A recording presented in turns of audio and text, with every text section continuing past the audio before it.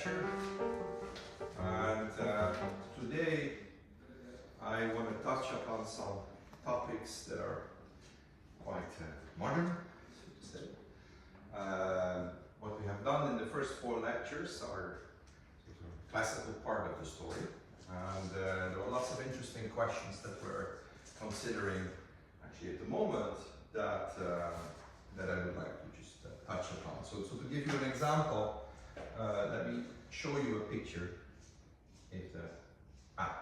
So what we have done so far is understanding this picture. This is an Aztec diamond, a uniform measure on all possible tilings, and then you take the domain very large, and then you see that there was a circle appearing, and we have sort of proved that there is a circle. That where the disorder is all inside the circle. We have computed limits, the limiting processes in the bulk. We have computed processes that are between the frozen and the disordered region. And we did this using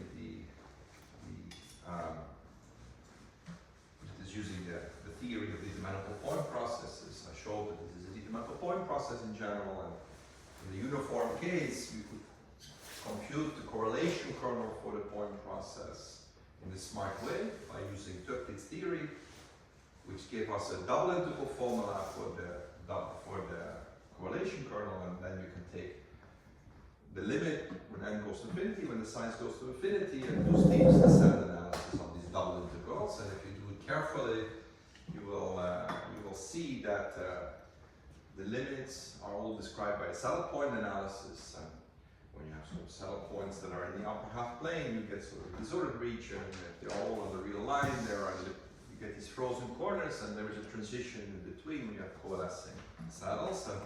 And the theory that I sort of developed in the first few lectures is really very suited to look at pictures like this or generalizations of that, everything that is in the Chaire class.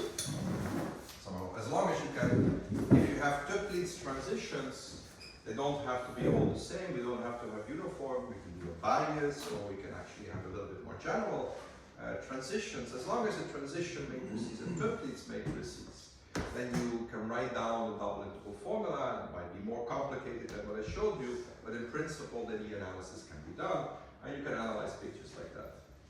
But currently, we are more interested in studying the next level pictures, and one picture that I want to study today. Okay, the resolution got out a little wrong here, but one picture that I would like to discuss today actually is what we call a 2-periodic Aztec diamond. So this is a more complicated way of choosing a random tiling. So we will take a probabilistic. So we will take these non-intersecting paths, and the transition matrices are now no longer Duits, but actually in this case they will be like block Duits matrices. So there is a periodic weighting and I will explain exactly what it is. I just want to show you the picture. You can get little exciting pictures like that. So if you see this picture, you see that, okay, it's unfortunate, it's a little bad for resolution, but okay, I hope you get the idea. You still see these frozen corners that you had before, and we have some disordered region here, which looks very similar to what is going on here, but then there is this extra region in the middle, okay?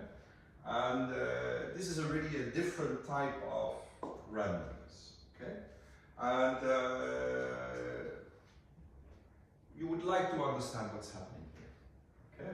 What is this? So these are also very interesting sort of random processes that you can study in a limit, and they are very different from the ones that are here. So the main difference is that actually, I don't know if you recall this from last time, but if you look at the microscopic processes here in the bulk, and you start zooming out and you look at the tilings, you get a correlation kernel, right? So it's a correlation kernel, a limiting kernel between 2 points P and Q, and P and Q are here very close, or if you zoom out.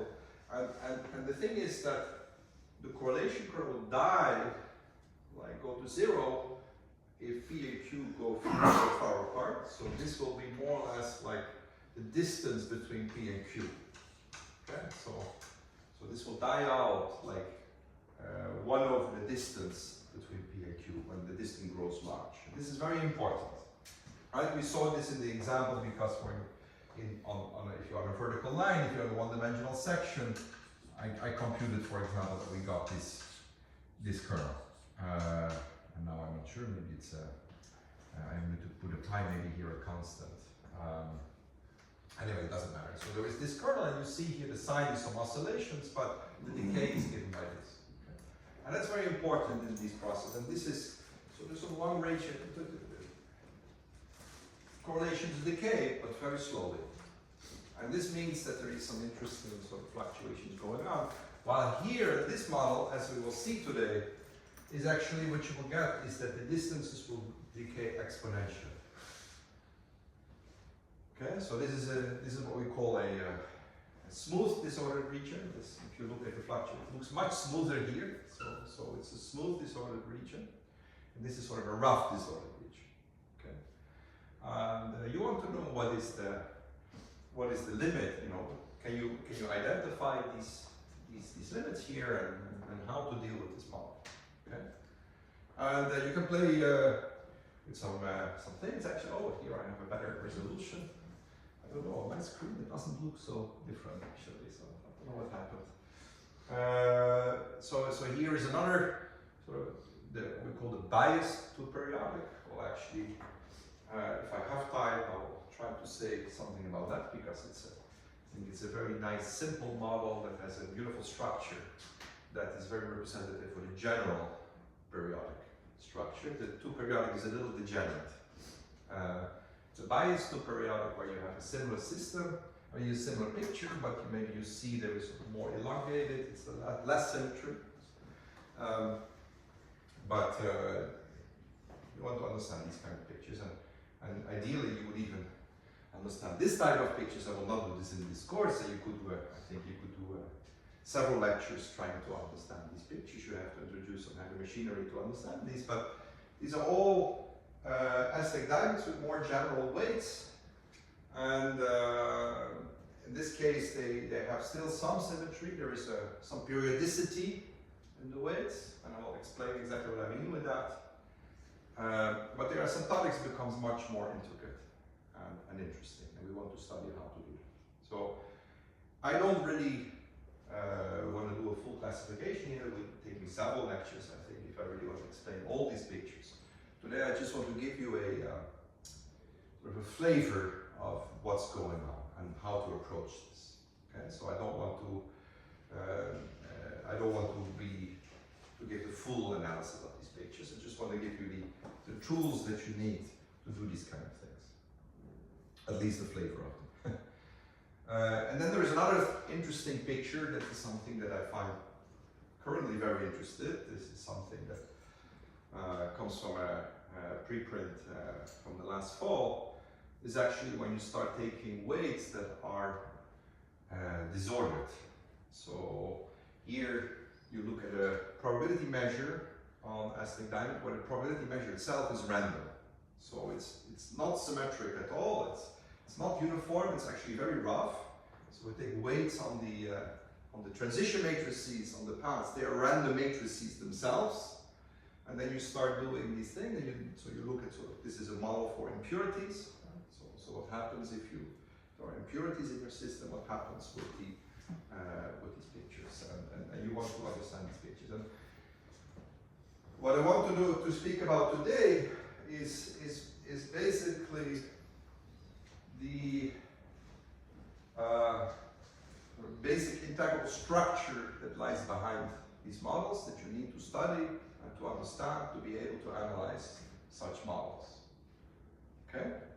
And the gamma, as we will see again, the gamma disordered, the Aztec Diamond is a very beautiful, simple model, combinatorial elegant model, because we can still get quite far in understanding these kind of pictures. If you take a different domain, a different timing model, then many of those questions would be quite inaccessible, but here we have still lots of structure, and this we will see clearly today. Okay, so I don't really want to. Okay, maybe we'll just have some background pictures for you to stare at when I become in conference. But that's just a little motivation. So what I want to do today is to start the Aztec Diamond. And by the way, with general weights, I mean, not unimportant actually. So what I will do is I will start in a very general setup, the most general probability measure that you can put on the Aztec Diamond that still fits in the algebraic framework. And to sort of set up what is the structure to analyze these models. But not only that, what we'll see is that the structure actually will help us constructing algorithms to actually make those pictures on a computer. So these pictures you can, I mean, I think I got the question in the first lecture, but you can ask yourself, how did you make these quick pictures? Right? I mean, how do you sample an Aztec Diamond, sample it from a probability measure? There's something called the shuffling algorithm. And what we will see today is, although it will not be my starting point, we will actually see that the shuffling algorithm comes out naturally. So there will be I will explain a way to how to generate those pictures. Okay, and that's really how we make these pictures. So these are not some Monte Carlo simulations or something. This is really an exact algorithm that produces an exact sample from this model. Okay, and this will come naturally. Okay, so very good. So what we have, right? The Aztec Diamond. We have the picture of the non-intersecting path. So let me explain this again. Right? We have a graph, a directed graph that looks like this.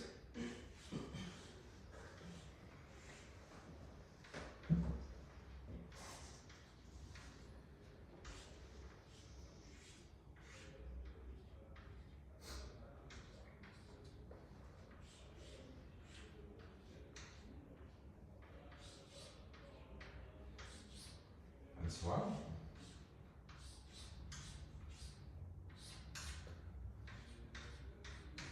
Directed graph and so on, and then we have starting points, right? So it goes all the way to infinity, right? It extends as an infinite graph, and then we're going to look at non-intersecting paths of these on this graph that go like this, right? From 0 to, and then here we have two end steps, and they all end in these points.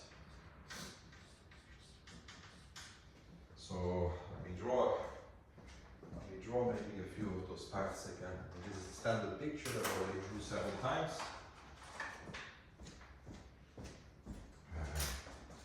Maybe we can do like this, and go down, up, like that. And this one goes like this. Oh, no, cannot. It's conditioned never to intersect.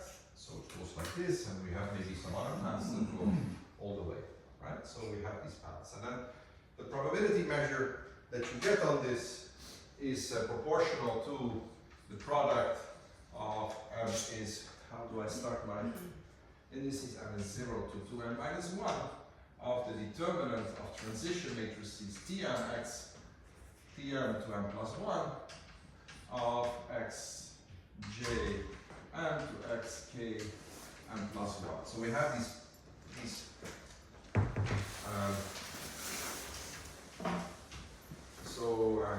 we have these paths.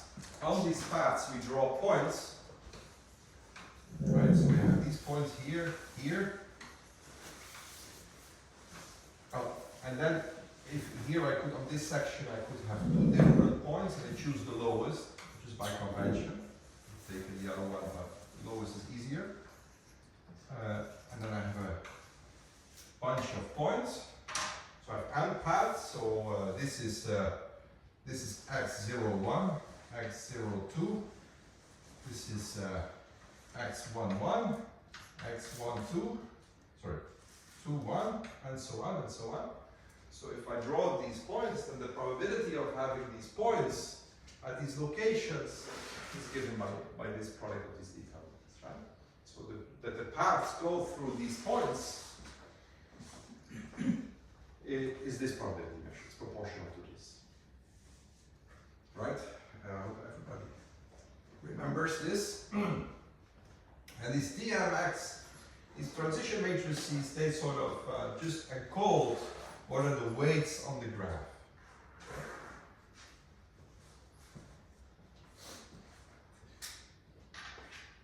Now,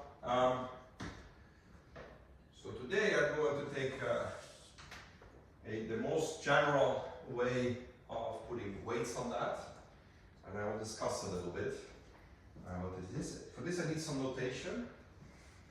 I've noted some notations. Okay, I will look at the shift matrix S, where this is just a shift matrix. So this is the SJK from J and K running from minus infinity to infinity, and it's just that the SJK is 1 if K is J plus 1, and it's 0 otherwise. Okay, so this is just a shift. And I need the shift, just a diagonal matrix, just ones on but not on the main angle, on the off diagonal. It's upper triangular. Yeah, so it's just a shift matrix, so let me just, here is all ones, and the rest is all 0. And it's not the main diagonal, it's the one just above. Then these will indicate basically going from, like these diagonal matrices up. Okay. Then I also need another notation. If I have a sequence A, J. Now I always have discussion actually with my co-authors, which I always lose. But now it's my course, so I can do what I want. So A here should be, it's like it's one of these really infinite vector. Yeah. So I always have a discussion. Maybe we should use this boldface or vector notation. For me, I don't use that. I just write A. Okay. But so remember that A here will be typically infinite vector. Right? I find it too difficult, especially in the blackboard, to indicate boldface. Then I will write the dA. This is the diagonal matrix. So this is the diagonal matrix, which just has these A minus 1, A0, A1, and so on. Okay? So that's a diagonal matrix. Okay? So now I'm going to define two matrices. A phi of A, which is just the diagonal matrix A plus S. Okay? And then I'm going to define it a similar way a psi of B, which is identity minus S D B inverse S inverse. And here with inverse I mean just the sum of J is 0 to infinity of D B as inverse to the J. Okay? I mean, you have to be a little careful. Can you invert this matrix? Well, the answer is yes, but might be an unbounded issue somehow. But just algebraically, this is how I define it. This is an algebraic object. It's just a matrix. So again, this is a matrix. This is a matrix that is lower triangular because we have an S inverse. So that's the opposite shift, the inverse shift. It's lower triangular, and we fill this, with all kinds of stuff. Okay. So this is notation that I need. And once I have this notation, I'm going to choose my transition matrices now. given a sequence. So now we have given. Now you might get a little grumpy, but I will write this as AI, which is a AIJ. Right, so now we have a sequence of those AIs. Yes, we have a sequence of vectors. Right, so AIJ and then BI, which is a BIJ. Okay, so we have a sequence of vectors now, and then what I'm doing is basically for every of the up jumps here I have an A, and for every of the down jumps I have a B. And then I define my T m plus 1 as phi of, I have m plus 1, okay, then I will define it like this. This is for m is even, it should be the trend, so it's the A of m plus 1, and I here have a psi of bm plus 1. This is if, sorry, I will do it differently, sorry. The 2m minus 2 to 2m minus 1, this will be the phi of am, and this is for m is 1 to m, and the transition on the even odd steps, they will be psi of b of m. Okay, that's my setup.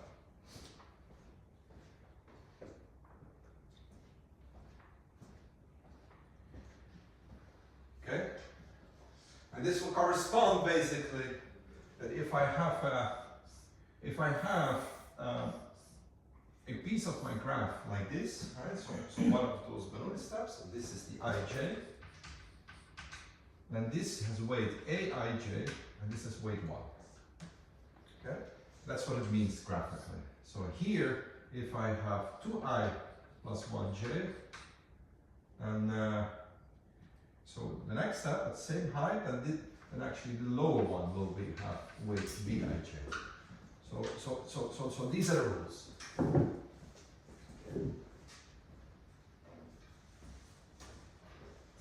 Yeah, so these are the rules. These will correspond exactly to these transition matrices. Is that okay? Huh?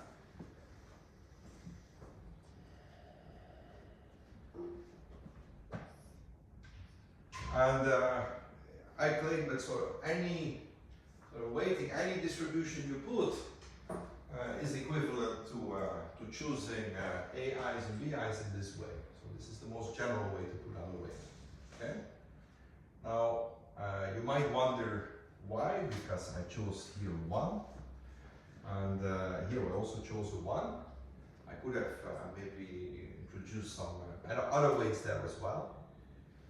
But I claim, and sometimes we will actually do this later today, actually I will go away from this convention, but I claim even if you start with weights here that are different, the model can still be made equivalent to you can find AIJ and BJ such that there is a different weighting of this type that is equivalent to the original one. Okay? And the idea is the following. Maybe that's actually not so bad maybe I'll make a small remark about that. It's actually not so bad to realize. So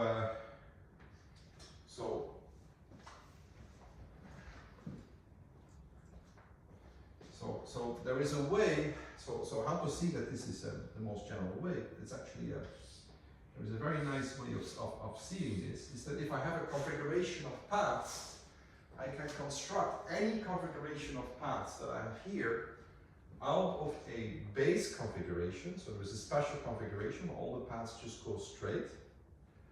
And I'm just going to, if I then have a given configuration like this, I can do moves on these paths, bring these paths in the form that I want. Okay, and I can do 2 types of moves. Like if I have a straight line like this, where we have 2ij here, I can change this into a up move like that. Okay, so if I have a path, several points, right? I can change maybe this one, here's the even one, I can change it to that. Okay. So that's one move I can do, and I can construct from the base configuration of paths new configuration of paths. There is a second move. This is one move. There is a second move you can do. Second move is that if you have a piece like this, you can just, right, so if you have a piece like this, you can just make it straight. Okay, so suppose at some point I made two of those moves, I can move this one to straight. And you can easily convince yourself that if you start from the base configuration, right, the straight lines, you can always move your paths up by these two moves. Okay, and you can get any path that you get, any collection of paths can be obtained like this. Now, what do these moves mean in the right? So what I need to do, actually, because at the end, we have a probability measure. Is what is really important is not so much the weight of a given path configuration, but it's actually the relative weight, because it can always normalize by a constant, the relative weight with respect to the base configuration, the straight lines. This is what you need to know. The ratio between the two. Okay? That's what you need to, that's actually what defines your model.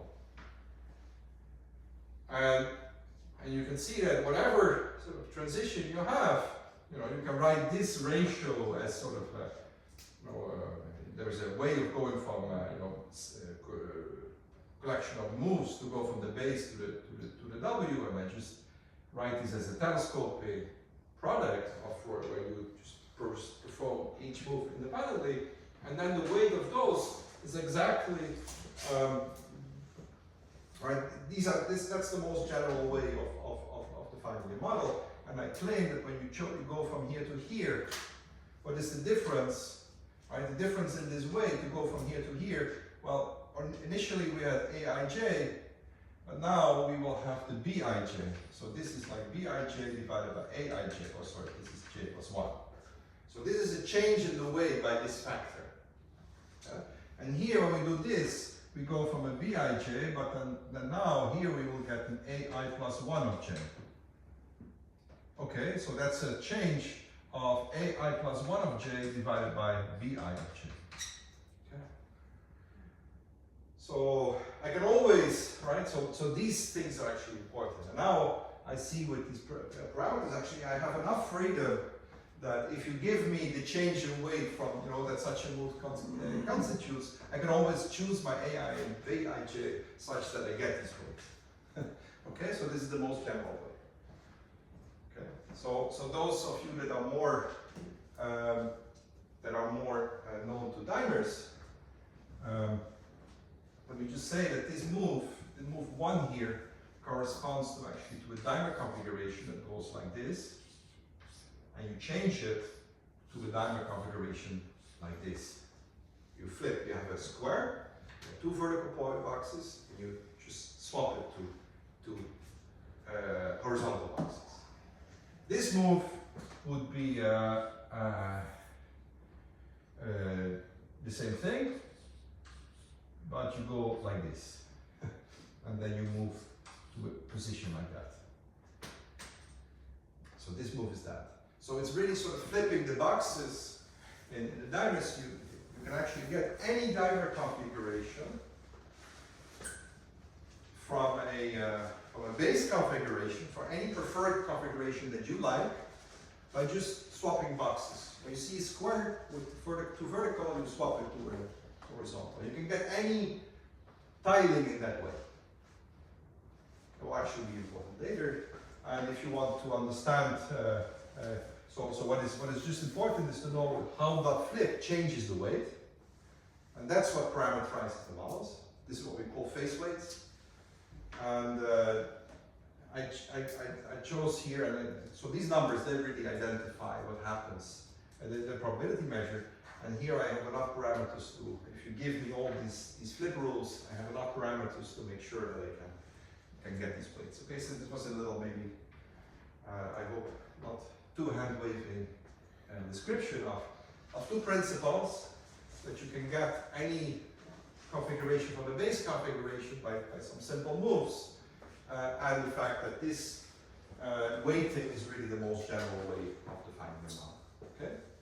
It's not the only way to do a gauge, because it's not the only way. I could have done differently. I could have put for example, I could have put the A's on top. I could have made a different choice, and unfortunately, in almost every paper I wrote, I made a different choice of gauge, which was a headache when I was preparing this lecture. But anyway, there is a lot of freedom in this choice. But I like this choice for the purpose that I will show later. If you take a different choice, and later maybe when I speak about this higher periodicity, I will drop this because it's less convenient. But for now, this is a very convenient choice for the first part of the lecture. But many other people take different. You take your preferred choice, gauge, and the problem is that you will pay the price at some point, and you just take the convention where you feel the pain is most harmless. And for me today, this is the convention that I prefer. Okay, so this is the most general model. Okay. So everybody's okay. Everybody understands what's going on. Yes. Okay, so this is what I want to do. Okay, very good. So now I claim one thing, very important lemma. I'll put on a lemma. And this is the core of everything. Okay. I'll put on a lemma, and basically everything I'm going to say today depends on this lemma. So let A and B be two of those sequences, okay?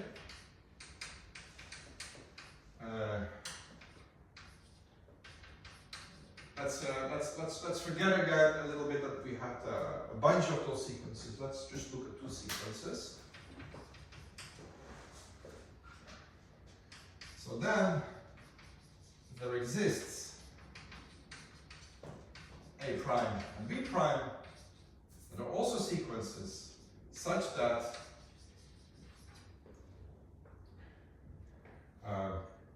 phi A times psi B equals the psi B prime times phi of A prime.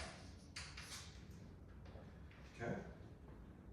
So this is the most important thing that you need to have this. Okay.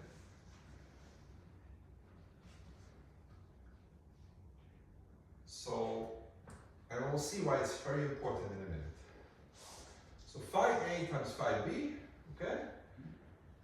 These are matrices that do not commute, of course, but I claim that you can commute them if you update your parameters in the right way. And actually, we know that the B prime of J, AJ prime and BJ prime, I can give them explicitly. These are AJ minus 1 times AJ plus BJ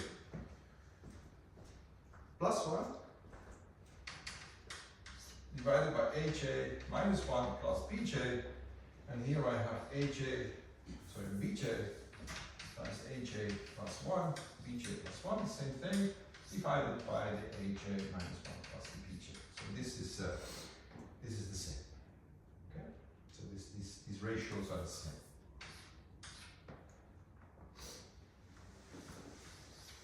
So and one of the reasons that I like these gauges I wrote, that if I take a different gauge, this lemma is still correct, but you have to adjust it and you'll have some extra factors that are annoying. And for me, those are annoying today. In other cases, I think they're a pain, but they are sort of hard. Not as painful as other prices you have to pay, but for me today, this is the best way, because I have the simple commutation. Right? So if you go to the literature, and you look at some papers, you might see a different convention, you see a different update rule because they have a different gauge. But this gauge makes this rule very nice. Okay? And this is a very important, everything today is built on this relation. Right? So now let me think a little bit, what we talked about before, these were Toeplitz cases, right? So this is when these diagonal matrices, these A matrices basically do not depend on J, right? So that this is just a constant. Right? But if it doesn't depend on J, then and B doesn't depend on J, then this divided by that is just the same. Right? And we just get A, we just B, okay, nothing happens. Right? But that was true because Toeplitz matrices, infinite Toeplitz matrices commute. Right? And actually, you didn't realize that, and I didn't realize it either when I saw it for the first time. You actually use that fact very much when you do these Toeplitz matrices, when you do these, when we computed the correlation kernel, we use the fact that they commuted, even though I didn't spell it out. And when you want to do the same computation that I did for the Toeplitz case, I will do the same computation, but now I will immediately run into trouble that it's non-commutative. And I use this rule as a solution to the fact that it's not commutative. Okay. Okay. So far so good. I mean, I don't know. I don't know. I have a feeling I'm going quite slow. So let me not prove this. The proof is really easy, right? I mean, you have two matrices, you have two other matrices, you know exactly the form, and you just multiply them and you try to solve it. It's not clear at all that it will work, but it will work. Okay, so it's a simple proof once you know it. If you do this, if you turn out that maybe later at home you want to verify this is really true, I can recommend that you don't use this rule, but you actually multiply both sides with the inverse of psi, because otherwise then you don't have to deal with this horrible sum. Just a practical tip that you tend to forget after a while. Yes. Okay, good. So now, what was the whole point? Remember, what was the whole point in this business, in this Ida-Meta theorem, is that we have to invert this Gram matrix, right? That was the whole point. If you can invert this Gram matrix, and I will show you what it is, then you can compute correlations, right? Right. So this was the. And now, what was this Gram matrix? So let me. I have to remove something. So let me remove this. So remember that we had this matrix G, Ij, which is the phi of call it A1 to psi of A1 to in the end the phi of AN times the psi of AN and the BN. And this is this matrix, and now we have this was the minus I minus J matrix. Yes, this was the matrix that we had. This is transition to go from now I removed the paths here, right? But this was the transition basically from the end point, from the beginning point to the end point. So the minus I, these are the locations of the starting points. The minus J are the locations of the end points. And we have to invert this matrix, and I and J run from 1 to n, okay? And n was the small number n. So we have a capital N, that's the number of steps, right? That's the size of the diamond. And then I said, look, if you take n, right, with n much bigger than capital N, then the top path, somehow they encode everything from the Aztec Diamond, right? So, and then we actually, what did we do in the Toeplitz case? We actually were able to invert this matrix based on Toeplitz theory, especially when n is very large. And we plugged in sort of we basically said when n goes to infinity, the inverse of this matrix will be sort of the inverse of the infinite Toeplitz matrix, which is just only one-sided infinite. And there was a way of computing that using Wiener-Hall factorizations. Okay. So now I don't want to do this. Okay. So I cannot use Toeplitz theory.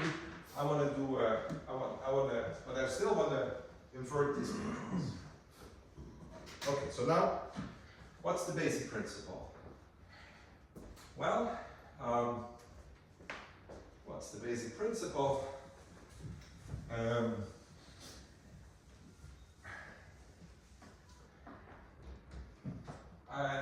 Now it's very well to know a little bit of numerical linear algebra.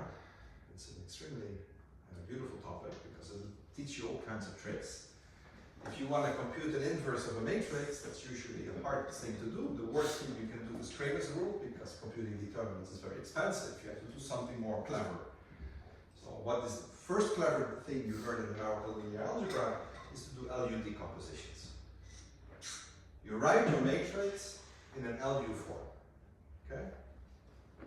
And if you have that, you can just simply invert your L and you invert your U. Inverting triangular matrices, inverting lower and upper triangular matrices is very easy. Right? There is a simple procedure for doing that. So if you have an LU factorization, you can actually compute your inverse nicely. That's exactly what we're going to do here. Okay? So,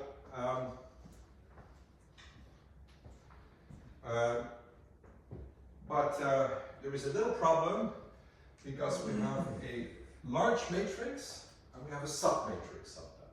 Okay? So what I will do is I will do this in 2 steps. Okay? First, I am going to compute a LU decomposition of this matrix, the infinite matrix, and then use that to give an inverse for this matrix, right? The submatrix. Okay, so let us start actually. Let us start with the following. Suppose we know. So we have now a big matrix. G is a big matrix. Yes. And it has sort of, we have only, so it's an infinite matrix. This is Z times Z. And so it has a block here. 1, 2, G13, G21, G22, G23. This is G31, G32, and G33. Yes? And basically what I'm asking for is that if I have the big matrix G, right, the double infinite, I need to take a subblock that goes from basically -1 to -n. Yeah? This subblock, I want to compute the inverse of this matrix when I have when I can invert basically G. Okay? So now let's assume that I have G is LU, and now I have to see what index I want to use there. Yes. And we also have, let's take a UL decomposition, right? These are not the same. I can suppose I have this, okay? So this is given. So suppose I can find my way of doing an LU decomposition of G. Something that I will tell you later how we do this. It's not very, it's an important key, but now for the moment let's assume that this is given. Now then I claim that out of this U, you can actually compute an inverse of G22. Okay? And, okay, so then write again. So L, well that's, we have 2 L's, right? A 1 and a 2. And this is a lower triangular matrix, so we have an L22, L33 on the diagonal. Then we have an L21, and then we have an L31, 32, and then we have an L31. And then 0 here, and the same for the U of J. It's U11, U22, U33, and then I have the same here, U12, and so on. You understand what I'm doing. And 0. Yeah? Now, lower, I mean, if you have these lower triangular matrices and you assume that the L1, L2, and L3, so the diagonals are invertible, you can actually write down a formula for the inverse, and I'm going to do that. I'm going to write this also as, board space will be difficult today. The lambda J, this is the LJ inverse, and epsilon J is epsilon j, uj inverse. And well, if your matrix is lower triangular and you're going to invert this will also be lower triangular. So this will be lambda 1, 1, lambda 2, 2, and so on, lambda 2, 3, 3, 3, lambda 2, 1, lambda 3, 1, lambda 3, 2, 0, and then there's a j everywhere. And the same, of course, for the epsilon. Then we have an epsilon 1, 1, j, epsilon 1, 2, j, epsilon 1, 3, j, and so on. Right? Epsilon 2 to 1.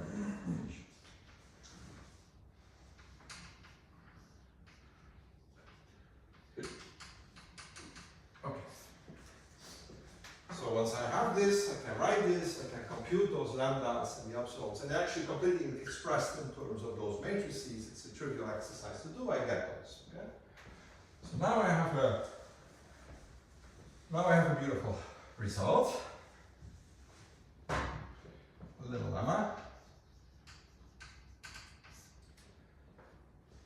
And I will not prove it because it's a pain in something to do it, but once you know the answer, you know, it's a difficult answer to find, but once you know the answer, it's just an exercise to make it work. And so I will not do it. But now if I multiply G22, that's this matrix I want to inverse, and I invert this by the G inverse, which I can of course compute, right? It's the LU or the UL inverse, right? Or the lambda epsilon, whatever you want. And I take the 2, 2 matrix for that, right? So I take it also as a block form. I take the 2, 2 block, and I subtract the epsilon 2, 3, 1, epsilon 3, 2, 1, minus lambda 2, 1 times epsilon 1, 2, and this is the 2 matrix, this is the 2 matrix. If I multiply this G2 by this matrix, I'm aware of the fact it's a little technical, but I will explain it in detail. Now then I get the Y2, I get the identity, which you want, but not, so it's almost an inverse, but not quite. It has a 4L2, 1, 1, U1, 1, 1, epsilon 1, 3, 1, times lambda 3, 2, 1, and now plus U2, 3, 2 times U3, 3, that can be correct. One of them is an L.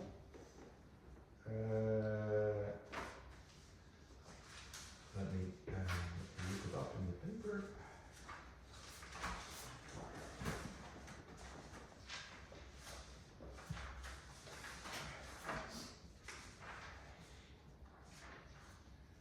Exactly, it's an L. L2 times, what is it? Lambda 2, 3, 1, epsilon 1, 2, 2. Okay, so I'm not going to prove this, don't worry. The epsilon 3, 2, should that be a lambda 3, 2? The first? Yes, so it's the, yeah, it's lambda 3, 2, yes. Exactly, thank you, yes. So this is, it's an exercise to prove this. It's not very difficult when you know that you have to go to this form, but I want to just explain why this is useful, because it looks very technical. So I'm going to make a few remarks. Oof.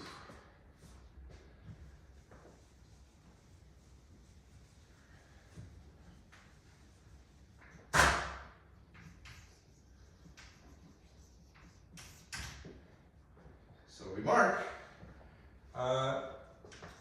first remark,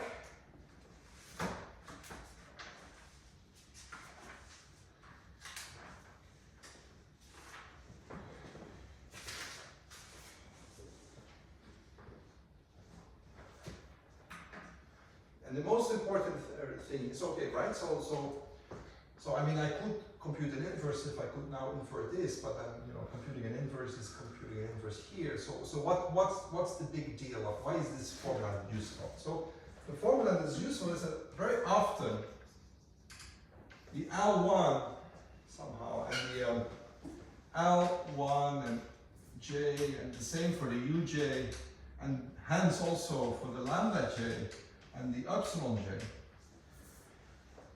they are diagonally dominant. They're mostly values on the diagonal. If you also look at these cases here, right, okay, now I just removed it, of course, but these phi's and these pi's, the phi is sort of a diagonal matrix plus like an off diagonal, right? And the psi's is also something like that, but then an inverse. So you start iterating this, if you start taking these larger powers and your parameters are all sufficiently small, then you will see is that actually everything is sort of exponentially on the diagonals. Okay? Often you can get somehow that these lambda ij's, for example, they are, so if you take lambda j and I compute the jkth entry, and this is basically roughly of j minus k when for some rho that is between 0 and 1. So they're exponentially decaying. Okay? So this is typically what happens. Okay? So if they're exponentially decaying, that means that this epsilon 1, 3, right? So that's really something that is in this corner here, right? I mean, everything is on the main diagonal, but 1, 3 is really away from the diagonal. This is actually something that is exponentially decaying. And this is also something that is exponentially decaying. So what will happen is that actually things go away. This is small. In all the cases that we will apply this is small. So you don't even, I wrote the exact form, but you can just forget about it. Basically, when n goes to infinity, this is going to be the inverse. And it's much nicer than that. Because, right, so this is typically, so I'll just write this, is that this is typically small. This is small. So it's small in small n or in big N, right? So n goes to infinity. Okay. So when n goes to infinity, this will actually be yes, but so when small n is big. yes, when small n is big. Yes, when small n is big. Because the thing is that this block here is of size n times n. Okay. So these entries that you get here in L31 and epsilon 31, they have a distance of order n to the diagonal. So when n goes to infinity, this goes exponentially in small n. So we're going to do this trick that n goes to infinity first, before taking capital. Okay? So now the second thing that you want to know is that, well, actually the G inverse, I can write G, we know what this,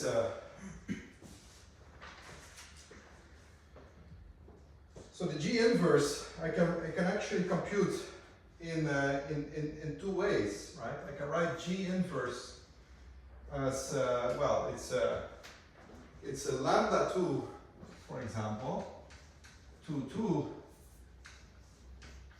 times epsilon 2,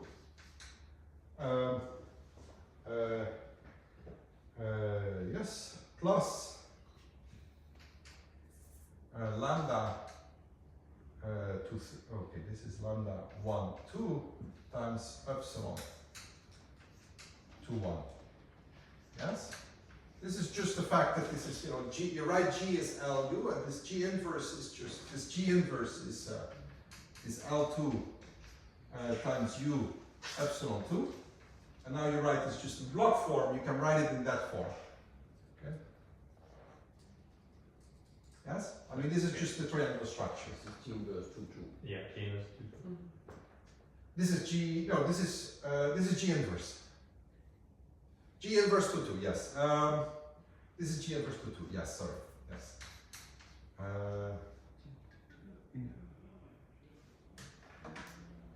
Yes, this is G inverse 2, 2, yes. Yes, sorry, yes, yes. And this is the 2 by 2 block here. And this is this is just the block structure. Note that this basically is the same as that. Yes? So I could write this I could write this matrix also in this form, right? So this here, it's so I can write this matrix. If I call this, let's call this A, then I can write this also as A is actually just the lambda 2 to epsilon 2. And then this is subtracted, so I get minus 3 to 3 to 1,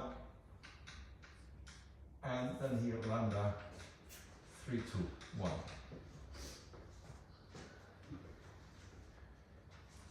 But in a similar way, I can also do this in the other direction. I put an L1 and a U1. I use the other factorization. This was the UL factorization. I can also use the LU factorization.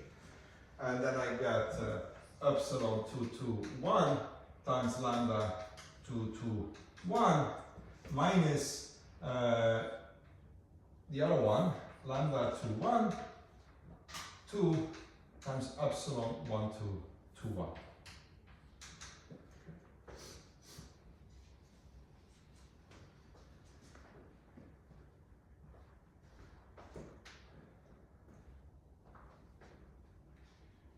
Yes? That's sort of a similar thing. You write it in the other form. Okay? So now, what is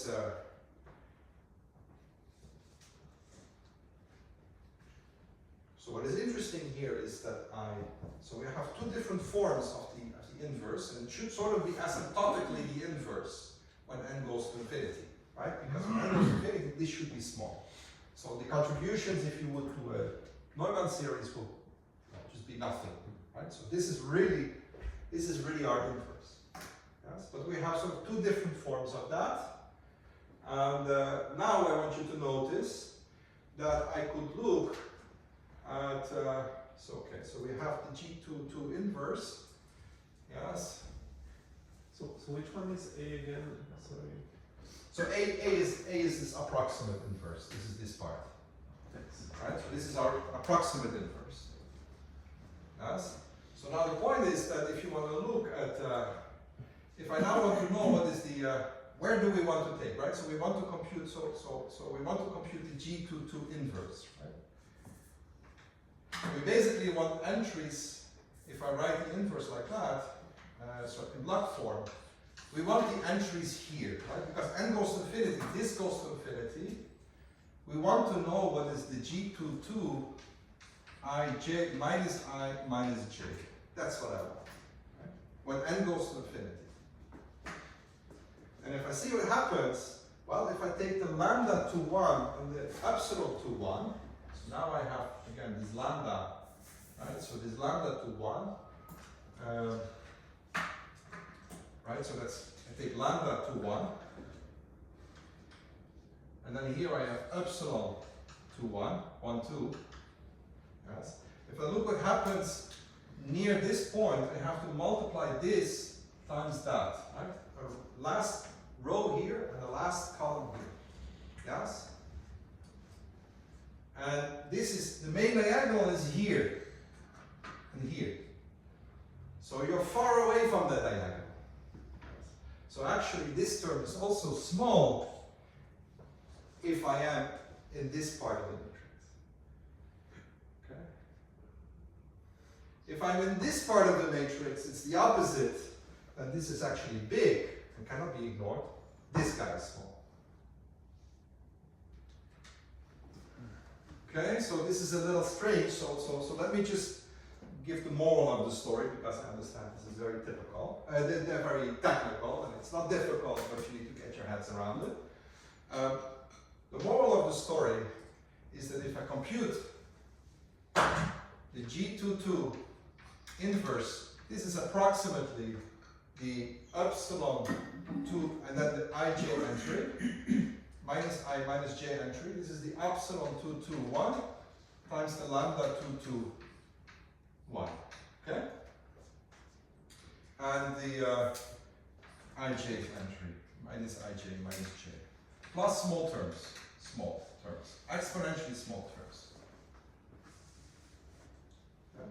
So what is the moral of the story is that if I want to compute the G22 inverse, which I wanted to do for the animated theorem, I do a UL, sorry. So now of course, I remind you that G is L1, U1, and it's also U2, L2. If I want to do the inverse of this matrix, I have to compute the LU decomposition. Just invert these matrices and just take these 2 by 2 blocks and let n to go to infinity. Okay? So that's nice. So now another statement. If I would look at the other side, let's look at minus n plus k minus n plus l. So let's look at the other side here. Then you will actually get the L22 2 times the epsilon 2 minus n plus k minus n plus l. Okay. Now, why would you do that? I mean, I'm sorry for having a technical story here, but why would you look at this inverse? The inverse at this side? Well, remember in the picture of the story, we have these n paths that go from left to right, and they correspond to an Aztec diamond on the top and an Aztec diamond on the bottom. If you want to understand the asymptotics of the Aztec diamond on the bottom, you should actually do the UL decomposition. If you want to do it on the top, you need to do the LU decomposition. So both of them play a role in this picture.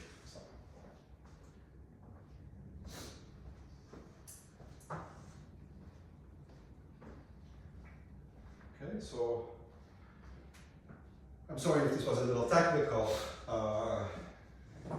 but I thought it was actually nice because remember I had a story that I said that the Toeplitz matrix, the finite Toeplitz matrix, the inverse of the finite Toeplitz matrix sort of converges to the inverse of the operator.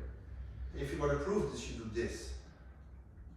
So it's not that, and I already told you that it's easy to believe, but it's not trivial to verify. That's really what happens here. This is what you need to do. So it's not a trivial exercise. Again, it's a cute exercise using linear algebra. Okay, so now you can forget about everything. The whole point that you need to do, the whole thing that we need to do is that if we have an LU decomposition, we know how to get our inverse, right? If you do an LU decomposition of the full matrix, the Gram matrix, the doubly infinite matrix, then I can give you a recipe to compute the inverse of the G22, and I plug it in the animated theorem, I get a formula. Right? it might be complicated because you still have to invert this L and U, but at least it gives you something. You don't have to invert anything anymore. You have to just understand these LU decompositions. Yes, everybody okay? Yeah. So now forget about this technical story. We have to understand now how we get a LU decomposition. Okay.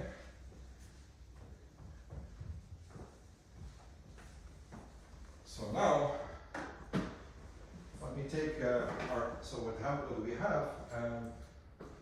So goal now, so goal, find G is LU for the doubly infinite matrix. G is phi naught, phi 1, psi 1, phi of A1 times psi of B2, B1 up to phi of AN times psi of AN. Yes? This is what we want to do. We need to find an LU decomposition of these matrices. If I have that, I have a formula for you to compute the inverse of the block, and then we can plug it in the analytic theorem. And I will not do it because technicalities are already rising in this today. So I will just tell you how to find the LU decomposition. And it's rather obvious at the moment what to do. Because this is a BM. Okay. So note that this one is upper triangular. Right? This phi matrix, I forgot to, okay, now let me just remind you that phi A is the diagonal plus S, dA plus S, this is upper triangular, and the psi B, this is identity minus dB of S, inverse, inverse, this is lower triangular.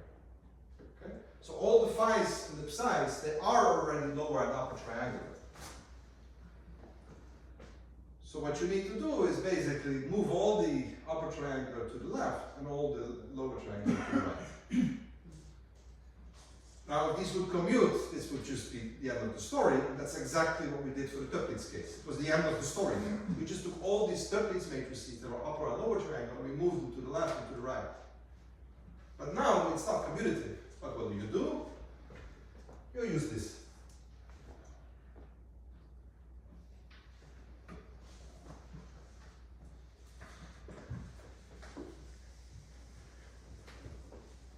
Okay, so let me introduce some notation. We're going to use this many times, right? So we have to update this to that, we have to update that to this, and so on and so on. I will just write down the dynamics. What we're gonna do to make it smooth is that we swap it pairwise. Okay, we're gonna swap all phi A's with the psi B. And we do it for each pair. And then I get a psi B that is already in the right spot, and a phi A that is in the right spot, but then I have another series where I have a phi and so on, and then I swap it again. Right? So I'm going to introduce some notation. I'm going to introduce a notation AJ. So the A, J, and, K minus 1. This is just that rule that I wrote there. It's Aij minus 1. K. And then I have this rule here. Aij K plus Bij plus 1. Okay. Divided by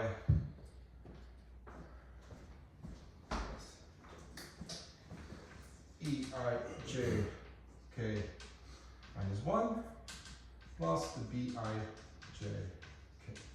And the same for the Bij K minus 1 is the Bij minus 1. Let's see, Bij minus 1 J. This is the Bij of the Aij K plus Bij plus 1 K divided by the same thing. Okay, these are the rules, and I start this from the initial condition that Aij, and these are the numbers that were given.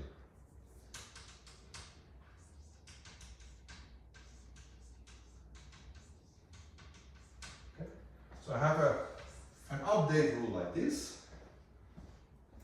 So when I started, I will soon start swapping things, and then I use this every time I swap. Like after k steps, I have new parameters. Okay. So at the beginning, initially, I will have a capital N here. I will just put a capital N here, and each time I swap, I reduce N by one. And then the update rule is that. And then I have a notation that I have with this notation. I write the phi j of n, of k. This is the phi of a j k, yeah, and the psi j of k is the psi of bj of k. Yes, I just do that. I have this notation. Okay. So with that notation, I can start swapping and have a correcting. And it's a little notationally heavy here, but we will use it to also. Do you want these to be I's? Because Maybe it's better to write I. Yes. This is the first of the. Yes. It's better to write I here. Yeah, because this has a second index j. Yes, it's better to write I here. Okay, so then I can write this g now as the phi 1 of n, psi 1 of n, and all the way to phi n of n times the psi n of n. Okay? Now I'm going to do it. I'm going to swap matrices as much as I can. And then the first swap, I have a psi1 and a phi1 and a psi1. They swap. And now you see why I put an I minus 1 there. That's a little trick that I did. Because in this rule, what you will get is that if you switch those, the psi here becomes a 0. It has one index lower, times n minus 1, times the phi, that's just this. And then the next one is also psi1, but actually the psi2, the phi2 and the psi2 swap, but the psi1 also gets one index lower, times the phi 2 n minus 1, and so on. Yes? So you see now you swap all of them pairwise, right? So in pairs. And now this one is in a good position, and the last one actually is the phi n of n minus 1 is also in a good position. But now I swap these pairs. And so in the end what I get is the psi 1, 0 of n minus 1, psi 0 of n minus 2, up to psi 0 of 0. That's the last step. Then I'm at 0, then I stop.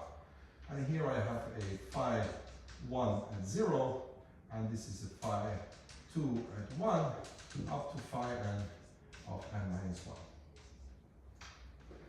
And I'm done.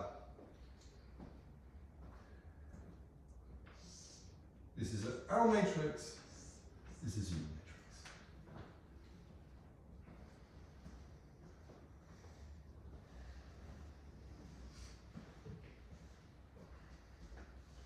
Okay, so let's see.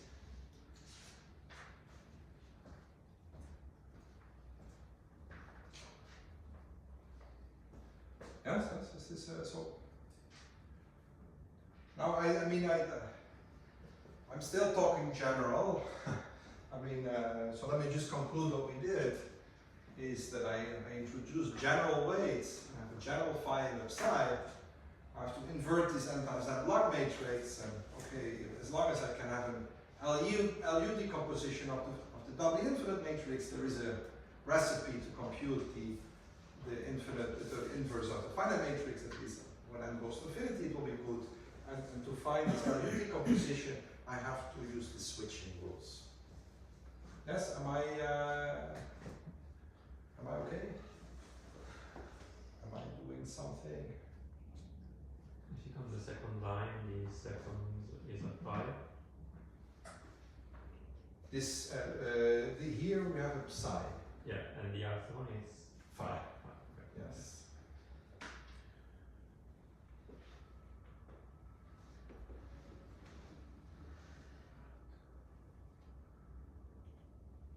Okay. So in principle, what you need to do is to study, and this is what you need to understand.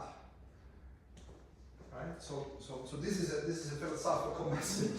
What you need to understand to compute correlations in a general way, Aztec Diamond, is you have to understand these dynamics. Okay? You start with some weights, and then you construct a bunch of new weights, and you get all this iteration. It doesn't look so difficult, right? Because it's not really. It's just fractions. But it's very simple formulas get very complicated very quickly. So this is a very difficult map. Okay? And that's what you need to do. You need to understand this map. Okay? So this is the whole crux. Okay? And in every model that I know on the Aztec Diamond that you can actually compute things, people have managed to understand this map, right? Okay. So now you can play two different types of games. You can start with your weights and try to understand this map, or you look at this map and try to find solutions for which it is easy, right? So the Duits case, when all these things are constant, okay, then these ratios are not there. It's a nice way. It's not the only way to remove these fractions. I'll get the expert in the room, but there is Fox weights, I also sort of designed to make these ratios, and in certain cases that are not really in the Toeplitz case, but in Fox weights, you can actually also arrange for these ratios to be rather simple and handy, right? Okay, so I don't want to take this perspective. I just want to start from the weights and just try to understand this. Okay, so there's two different games you could play. Okay. Very good.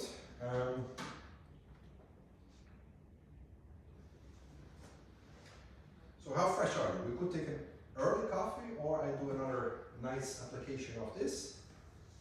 If you're still fresh, I can show you something now before the coffee. Probably takes 20 minutes or something. Or maybe I'll do that actually. Maybe I'll do that. It's a nice thing. Okay. So now let me apply this. Let me apply this machinery once more. Okay.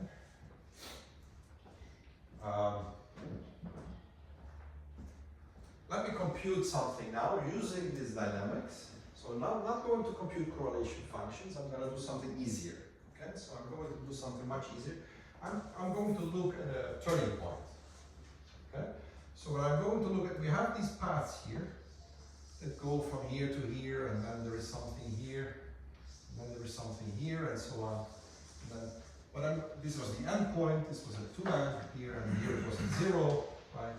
Let's look at the distribution just at the last step. Okay, so let's look at the distribution of those points at the very last step. Okay. Now, let me actually draw this slightly better. We have this graph. The last step, we have to end at these points. And, well, the last part of the graph looks like this. And we came maybe from like this. So maybe let me have some things. And here is some graph. Okay, so we have some paths. So now, what you will see is that when you go from here to there, okay, the top path has to end here. So maybe it could go like this. Right? The next path, okay, this should start from the same height. The next path, well, I mean, the only way that it ends up here is that it comes from here, right? So basically, okay, so it has to come up here, and the next one as well, because otherwise it would intersect, that's not allowed. So actually, in the last point, the only thing that is sort of the only thing that is random is that last point. And this is what we call x 2n minus 1, 1. That's the point. And I want to understand the distribution of this last point. Okay? And I call this the turning point. This is called the turning point. And why do I care about it? Well, let me draw one more picture. I mean, if I have just okay, if we have let me draw an Aztec diamond. Maybe let's do it like this.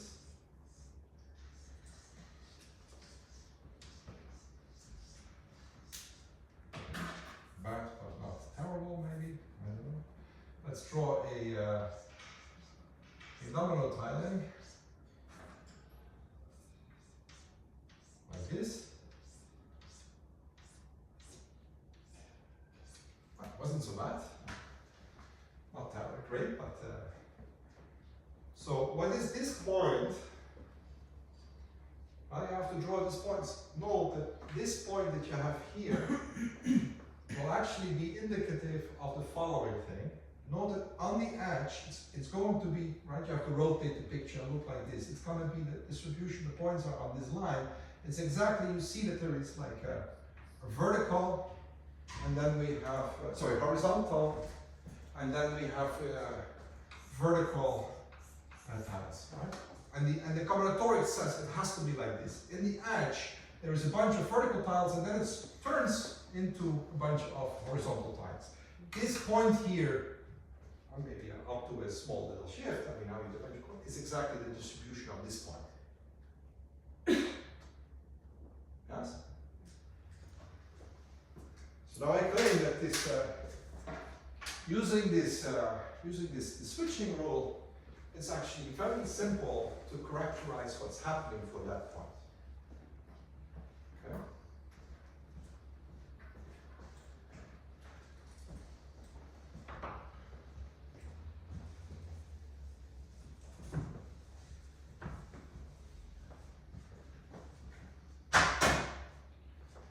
So what is the distribution of this point? Okay, well we know that we have, the whole process is just a product of determinants, but if I would take the marginal density by Cauchy-Binet, the distribution of this point is just a determinant to go from here to there, and the last step. So the probability at, sort of the probability measured, so the law of xj 2n minus 1 is going to be what? It's just proportional to the determinant of phi 1 times, n, right? Times psi 1 n up to phi n n. And this is at, right? So then we take the entry, let me entry write this as a function here, is minus j to x k of n, 2n minus 1. And I multiply this by the determinant of the psi n of n times x k to n minus j. Yes, that's the distribution. It's proportional to that. You have to divide by the determinant of the full matrix, but that's just a constant. So this is the distribution. Yes. So now I'm going to do something. I'm going to do something else. I'm going to use this principle again of commuting matrices. So I'm going to commute everything here, but I'm not going to commute all the matrices as I did before to compute the inverse of G. I'm just going to compute what is in each determinant. Nothing here because it's only one matrix, that's okay. But here I'm going to put all the psi's on one side and all the phi's on the other. So this will be proportional to the determinant. And now here I get, if I do that, I get a psi 0 of n minus 1, psi 0 of an n minus 2, up to a psi 0 of 0, I guess. No, 1. And then I get a phi 1, 1, up to phi n of n. Times, and that's the same thing, xk to n minus 1. Times the determinant of the psi n times xk to n minus j. Okay, it's just swapping matrices. It's very nice now. I mean, why did I do this? I claim that there is very nice, something happening very nice here.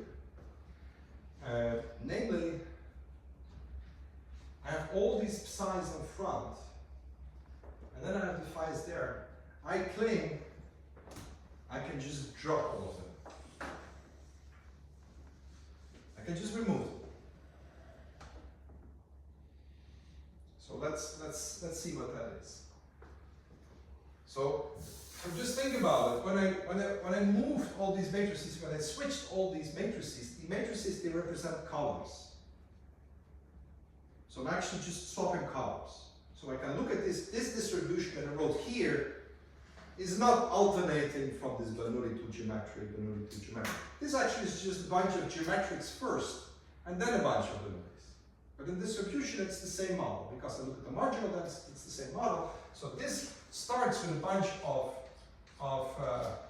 geometrics, and only then becomes a bunch of Bernoullis. Yes? And now I have these points here, they start at 0, minus 1, 0 to minus 2, and so on and so on. And I go like this, all the way. Well, in the beginning, I mean, this, you know, all these points, they have to go out, right? So this path has to go out, like this.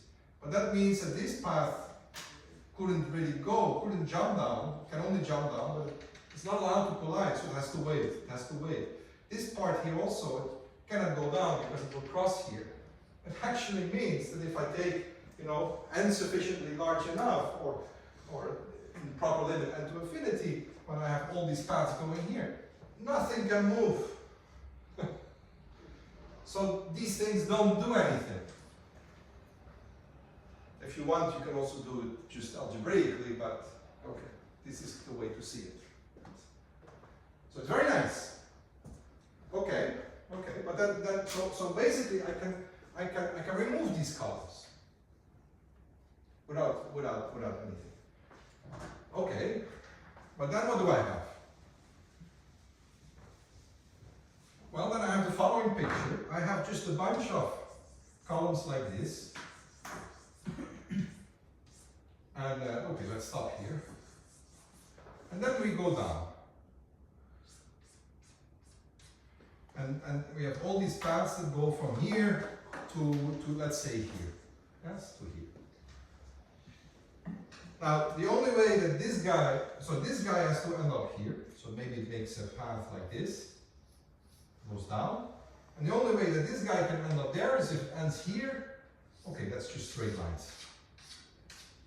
And here we see indeed that, you know, almost all the, you know, the xj to n minus 1 for j bigger than 2 or equal to 2, they're just fixed. They can't move. They just can't. Combinatorially, you can't see it. The only one that can move is this one. And it just moves up, and it's independent of, actually this part here doesn't really interact with this because they are all fixed. There's no way that this path can collide with this path. So I can actually just forget it. So the only thing that I have is just a path that goes from here to there, over that, over this lattice. It's a random walk. It's a random walk. So that's it. So there's a little theorem. So the law of x1 to n minus 1 is the same as the law of xn, where xj is j is 1, 0 to n, is a random walk with probabilities.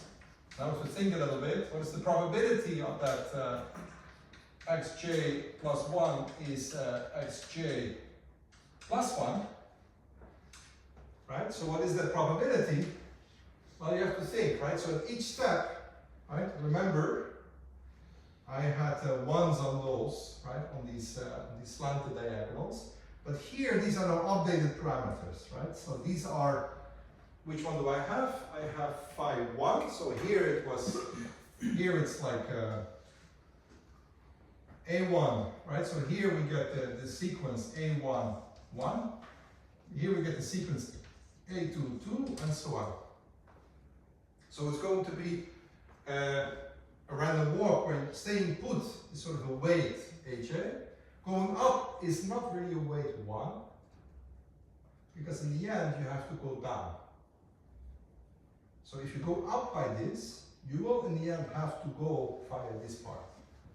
So going down is the weight here. So that's the Bn of n. Okay?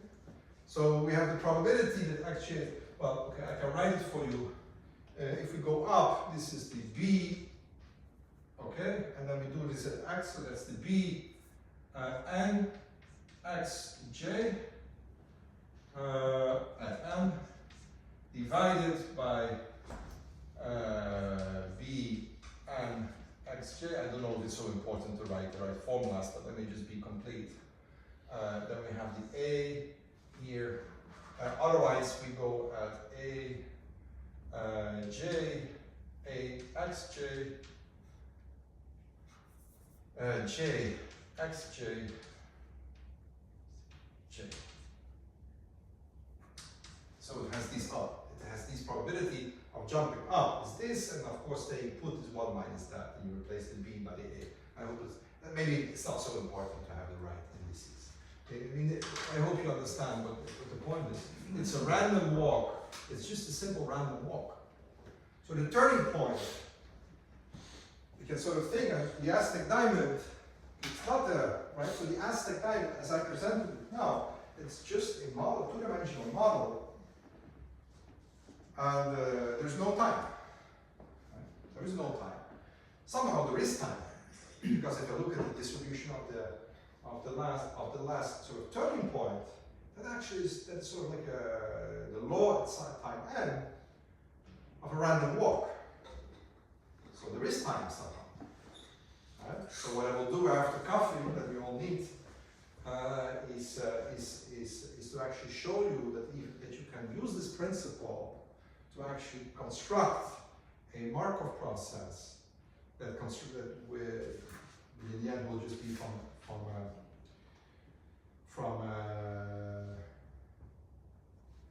an Aztec Diamond of size 1 to an Aztec Diamond of size 2 to an Aztec Diamond size 3, where time is sort of is the size of the Aztec Diamond, and that will grow, and that will give us sort of it's an evolution, and that's the generalization, the one generalization of this fact, that there actually is a Markov process.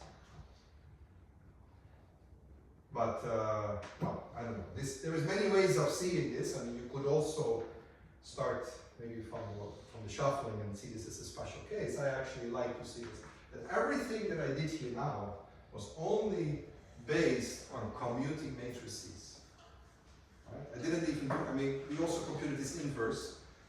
Technical story. For this, you don't need that, right? I mean, it was a very simple. I could actually have done this first. Just write down your transition matrices. Do the shuffle.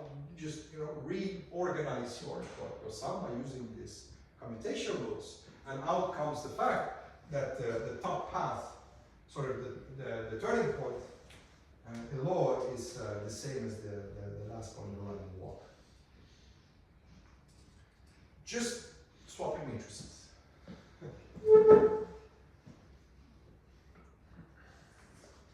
And yes. So after we have coffee, I want to do this a little bit more general. I want to talk a little bit about these Markov process, how to construct them. I will not go. It's a little technical story, so I'll maybe do not the full result. I will not explain exactly, but at least I want to make some more statements and that are easy within reach, and then the general construction. I will just tell you more or less how to do it. And then if we still have time, I want to look a little bit on how this dynamics actually behaves when you have these periodic models. Okay, let's have coffee. Okay, so let me continue a little bit with the discussion. Just before the coffee, that the turning point forms is basically can be viewed as a random walk, as the final position of a random walker. And what I want to show you first is that this is actually true. Not, I mean, a certain similar thing is true if you would not look at the last point, but any point in between. Okay, so not only at the last section, but also before. And okay, to get this, we will use this reordering of the matrices and updating the parameters. And we will always use this principle that that if you are in a column that is like this, right? There is this principle that if you are sitting here and you want to move in the next step, you always have to look first down to your neighbor below, because if there is a neighbor, that neighbor will have to go like that, meaning that you cannot go down. So you have to wait. This one, you have to wait until that moves, and then the next, if I have another column, then only then I can walk. Right? So there is this blocking principle. And this is not the case when you have these Bernoulli, because, you know, everybody could decide to simultaneously to move. So there is something that, you know, here simultaneous movement can happen, but here you're blocked by your positions below. And this was a reason why we could actually drop all of those psi's. Okay? And so let me formalize that a little bit in a bunch of lemmas.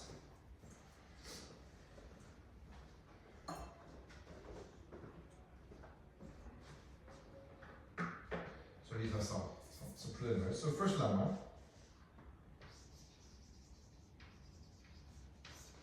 So let B be a product of different size. Okay, so B could be one product, could be several products. It could be, but it consists only of different size with different parameters. Then the determinant of B minus J of xk here. This is 1 if all the xk are equal to minus k, so nobody moves, or it's 0 otherwise. So the determinant, so this is just saying, if you start with, if you start from initial points, right, what you do here, the only way to get it in the next is actually also to get initial points, you know, to stay put. You cannot move. And by the way, I'm being a little, that's something we talked about also a little bit during the coffee actually. I'm being a little sketchy here, okay? Why? Because this is true, but we should think about infinite paths, right? So in this case, I have a column like that, and I have sort of a whole string of points. If I have only finitely many points, and the lowest one can actually move, right? So we have to understand this in the limit when n goes to infinity. This can be sometimes difficult. So another approach actually to do this is to take a little assumption, and that's totally valid for us, is that if the bij are 0 for all I, and this is what we will do later, and because it needs bi's, and the and j is less than minus n. Okay. Okay. So because what does it mean? You know, because before I have this path, this picture, right, and I have another one here like that. I said that the top paths are basically the one for the Aztec Diamond, and then there is one in the lower Aztec Diamond that's also the lower path, also with the Aztec Diamond, and then there's everything frozen in between somehow. And the point is that if you would just take n, you could have paths going down, right? And paths could move down. If you say that all these b's, all these weights here, below n, you know, at this point here, they're all 0, these weights are all 0, they will not be able to move down. Okay? So that's a way also of just, you know, artificially saying things can't move down. It's the same as a wall of infinite parts, right? So if you see this, then this is a nice assumption to do. It doesn't matter, it's just, and then we are really working not with 2 Aztec diamonds, just 1, because, you know, you can move down. So the reason why I didn't do that before, because it's, of course, this breaks the Toeplitz structure. Right? If in Toeplitz cases, it's nicer to actually think about infinite paths. But now we don't have any Toeplitz structure at all, we just have general weights. Why not just do that? Then it's easier. Then this is, so this I will assume. Note also that when you start reorganizing, then this will also apply that this is always 0. For any updated rule, it's also 0. If you update, because if bij is 0, right, so for j less than n, then also the updated are 0 for j is less than n, minus n. Okay, so that's just sort of artificially taking the weight such that things break down, so that nothing can go below. So we only look now here. This is really j and k running from 1 to capital N. Okay, now we're really stick with n. Okay, doesn't really I mean, if you don't like this, then just stay with another one. But you have to understand that everything has to be interpreted when it goes to infinity. You have to take the limit in account. Okay. Now there's another lemma that says if B is a product of A, as if B is a product of size, and A is a product of phi's, then the determinant of BA at minus j to xk, this is just the determinant of the A at minus g of xk. Right? So if I have B's and then A's, okay, if I have psi's and then A's, it's exactly what we did. I can just drop them. They don't do anything. And that's basically a consequence of this lemma, because the only way if you do Cauchy-Binet, then you'll see that the only way to get if you Cauchy-Binet for this product, then the only way to get something non-zero is that if you take the initial values exactly like that. So this is just a consequence of this lemma. Now, there's another lemma, and these are a little bit more difficult. Is that if I take the same, so maybe I'll just do it here, then the determinant of, if I now have BA,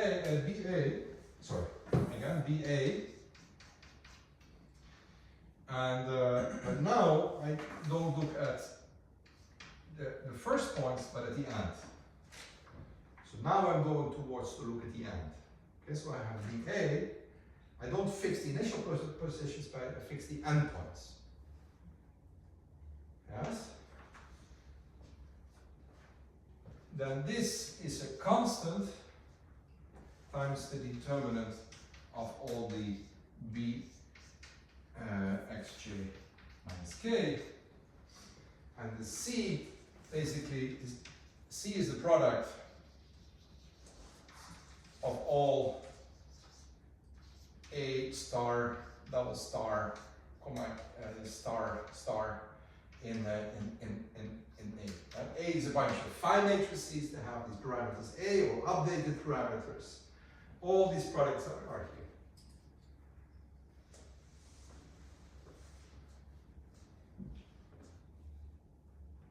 And that's not so easy to see. So that's because, okay, the first step, this one is a little bit more difficult. So how does that work? Well, what does this mean? You have a bunch of, again, of geometric columns. They all go down. And then we have these Bernoulli steps.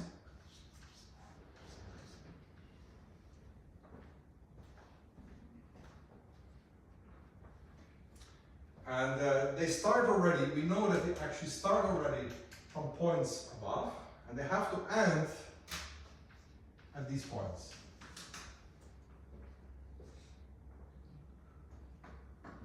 But they cannot go below this line.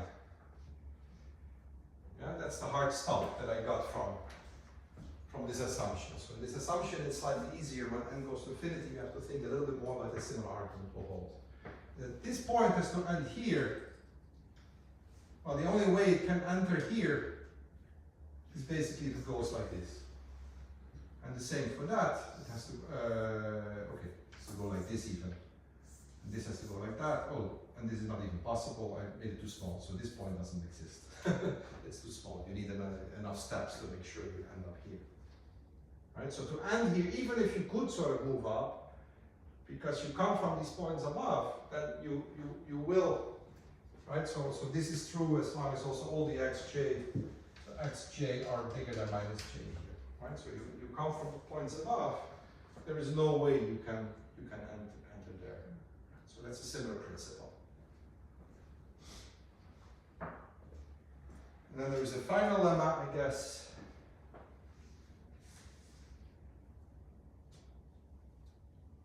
Oh yeah. Actually another nice lemma to know is that maybe we will not use it so much, but a lemma if B is a product of exactly m factors,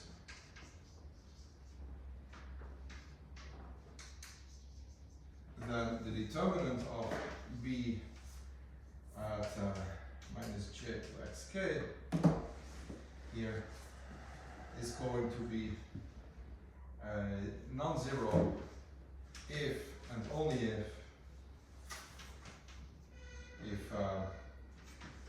if x j k equals minus k for k bigger than m.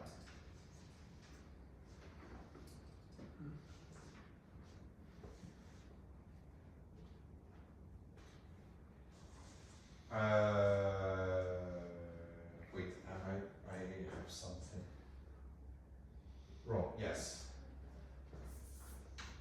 Xj to minus k. That was exactly what I was showing here. If you have more points, if I have more points here, they all have to be stuck because they couldn't move up. So if they were up, I mean that was exactly the mistake I made. If I have one more point here, I can't. I'm then under the second condition. The combinatorics of it there's no way I can sort of make it happen that this one ends here because it will crash in this one. So if I have a number of points here, and I can only make like 2 geometric steps, I can only have that the top 2 points move because the rest has to already be at the original. 3 points cannot be out of sort of excited because they will not have the time to get there.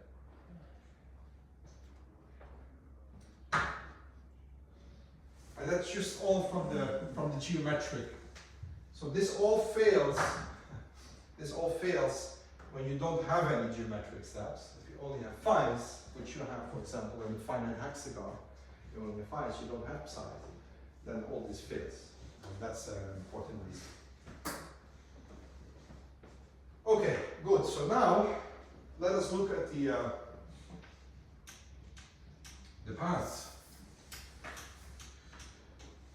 And now let's look here at, here we have paths that go from here, here. And let's look at the distribution of these points now. Right?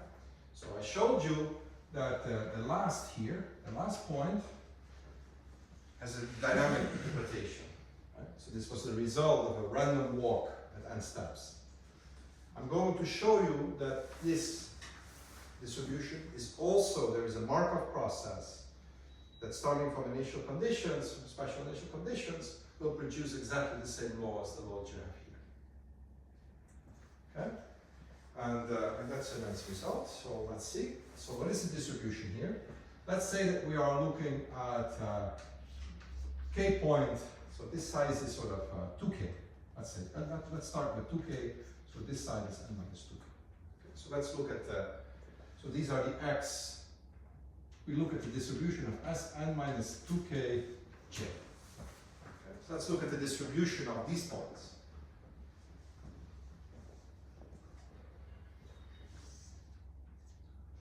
Well, the distribution of these points is equal, right? Just by taking marginals.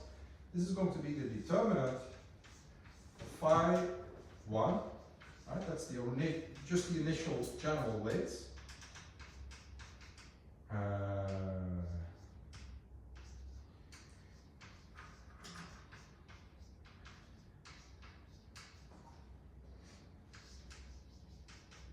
And times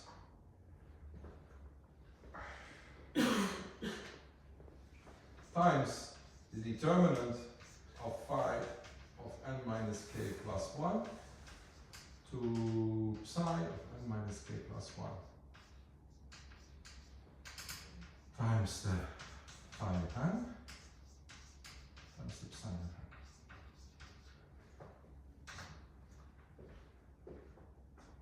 Okay, and now we do, of course, the same thing as we did before. We're just going to reorganize terms, and we put all the psi's on the left and all the phi's on the right, and all the here also all the psi's on the left and all the phi's on the right.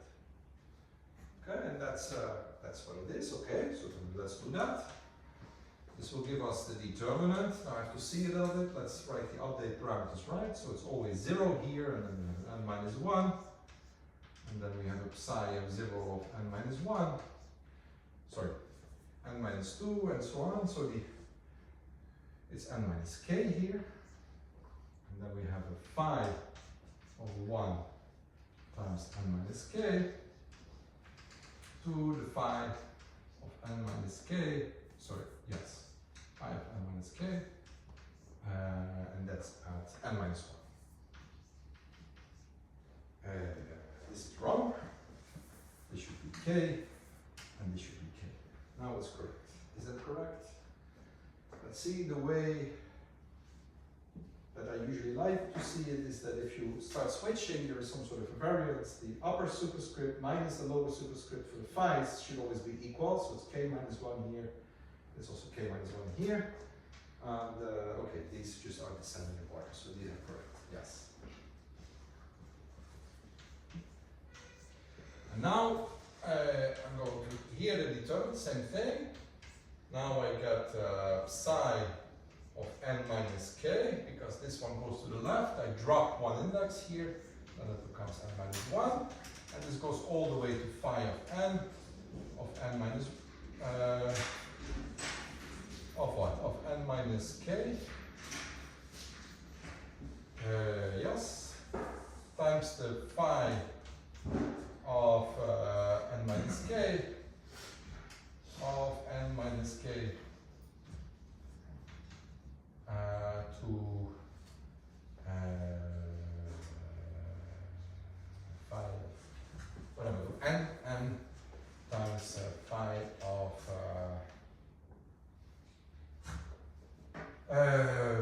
what am I doing? Ah, sorry, I was looking at the wrong one. So it's n minus k plus 1 to phi of n, and here it's also n minus k. Yes. Yes. It's like this, and this is phi of n to n minus 1. Yes. Okay.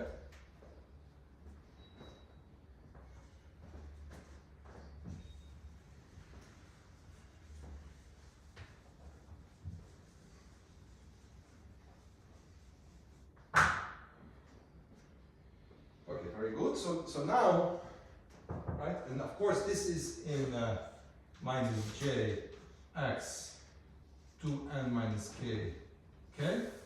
Or let's call it L. And here it's x to n minus L, k, L to minus j. Yes, I'll do it like that. Yes, I just reorganized these determinants. I didn't give the index here, but that's the definition. Yes? So what happens here in the end is that you can actually, by these lemmas, you can drop the psi's from this first product, and we can drop the psi's from the first product, and we can drop the phi's from the other product. So what we'll get here in the end is that this is proportional to, it's not exactly equal, but proportional to the determinant. Now let me write it carefully. Phi 1 k, phi 2 k plus 1 to phi of n minus k to n minus 1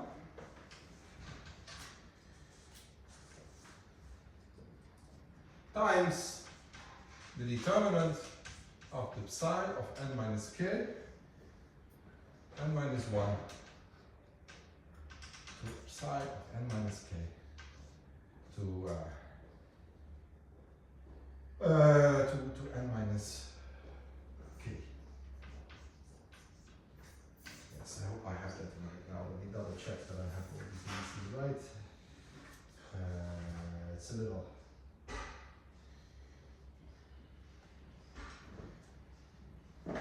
Yes. Yes. Okay, good. Yes. So it's a product of those determinants.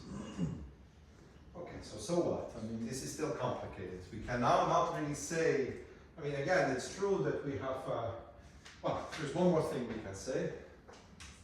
This is minus j to x to n minus k of L, and here it's 1 minus 2 p. yes, exactly. Sorry. Yes. XL to 2n minus 2k minus j. Yes. Right. Sorry. Okay. So what I see now, and it's not really so much. It's not as easy as the turning point. But what I can say is that okay, we have a bunch of Bernoulli jumps, right? So these columns, and then we have a bunch of these geometric columns, right? And then, okay, we look here. Then one more thing that we can say is that, well, we only had k things here, so basically only k particles could move and the rest is fixed. Only the top k particles could have moved. So I could just sort of look only at the top k particles, that's it. And the rest is sort of fixed.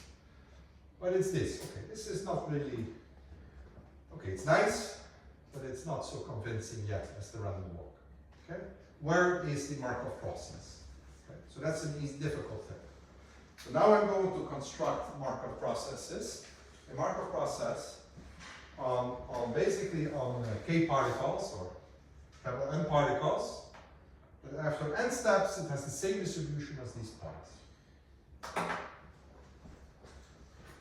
And it's a nice construction that happens a lot in the business. So I think it's a nice statement on its own. But actually it's also illustrative for lots of dynamics that happens in random matrix theory. So there are lots of papers that have been written, lots of theory has been developed in trying to sort of time-dependent random matrix seeds. And basically this story that I'm now going to tell you is sort of fits very much into that theory. Okay, so it's good. Okay, so I guess we have these lemmas. We understand those now.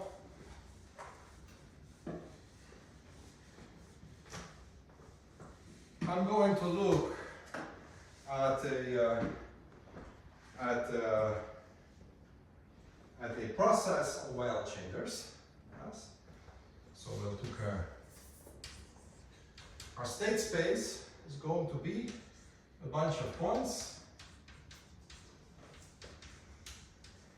and so on, bigger than xn, and okay, typically they will always be bigger than bigger or equal than minus n, okay, but that will come automatically, okay.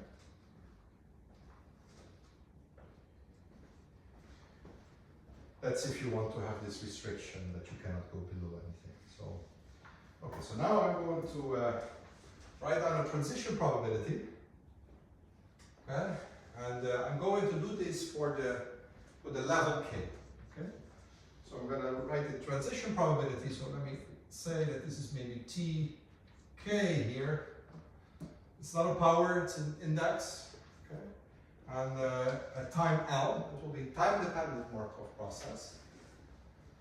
It will go from x to y.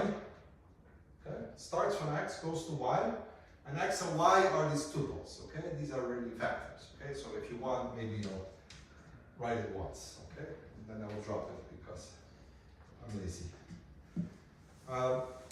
This here is going to be, well, let's say some constant. I don't really care about the constant. I can give it explicitly if you want, and then I take the determinant of the phi of L, k plus L minus 1, xj to xl.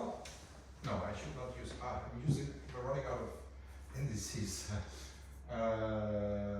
This goes from xi to yj, yes. Yes, and this goes from I and j running from always 1 to n, times the determinant of the psi at k plus L minus 1, L, times a bunch of more L's, psi of L of just L, yes, times yj of minus k, and then I divide this guy by the determinant of a similar thing, but now with L lower to 1. Okay, plus L minus 2. So that's the same thing as that thing, but now I lower L to 1. Sine L minus 1 to L minus 1. Okay, and this is an x. Right, so x, y, j, xi minus j. It's of course minus j. Okay? Is it okay what I read? Should I clarify something? Should I? Y I minus j. This also at xi minus j. So these determinants, dividing these determinants are the same, except that L is lowered by 1 here, and y is now x.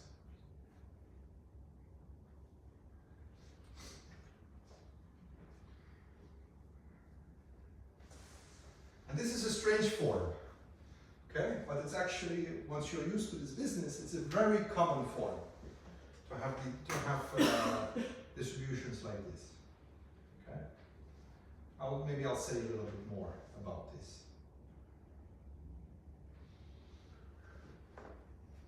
So what happens? So I claim that this is a transition matrix. I claim that this is a stochastic matrix. Okay? So that's a claim. For each L and each K, TL is a stochastic matrix.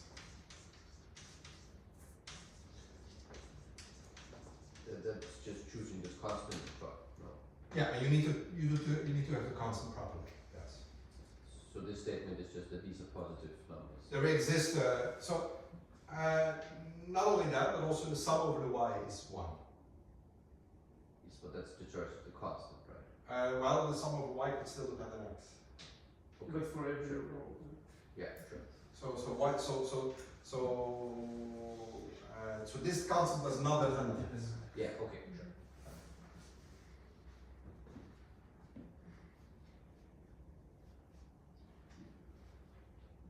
Okay, so and I can give it exactly actually if you want. Maybe okay, doesn't matter. This is some independent of x. Yeah, independent.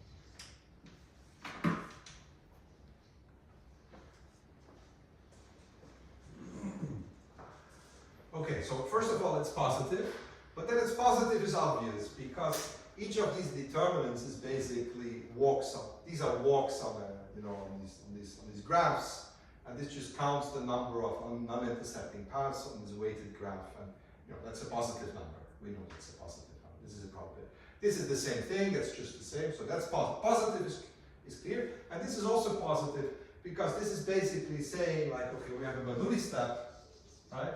And we go here are the x's and here are the y's, and okay, we have a Bernoulli step, and it's just, you cannot cross, you cannot just hit each other.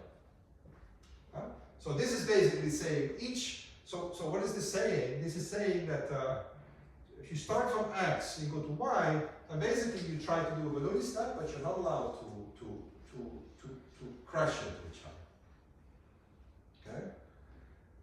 And the guess of says that the probability of the total weight of all the paths that don't crash into each other is this guy, right? It's this determinant. But that determinant by itself is not really a probability. It doesn't really a stochastic matrix. If you sum over y, it doesn't go to 1. You need somehow this extra part. Okay?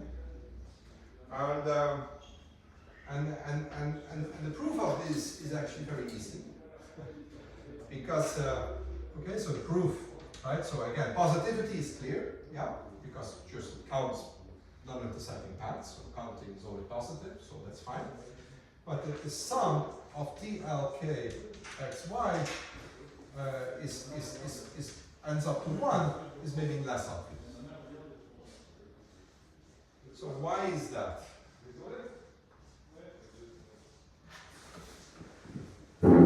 Well, it's actually rather obvious. Once you have sort of parsed everything I said before, then it's actually not so difficult. So let me not write it down because it will just fill the board. Let's show, see if we can understand by just looking at it.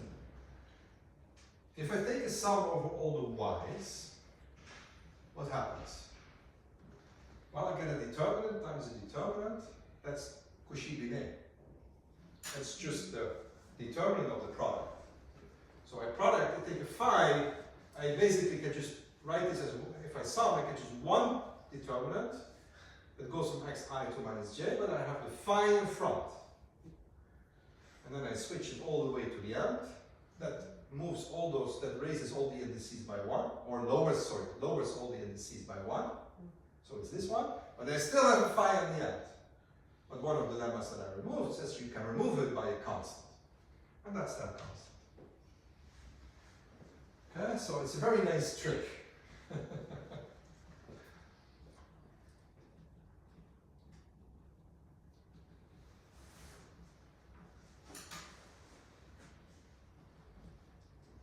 Okay. Very good, okay, but that's a trick. So now I claim that if you start this process at initial points densely packed, yes? If I start this process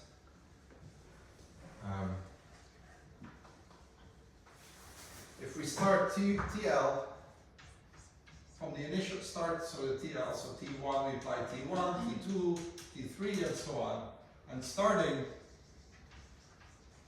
from initial points, from the initial condition that the xj, let's say at time t0, right, so is minus j. You start from initial conditions there. Fixed, permanent, right?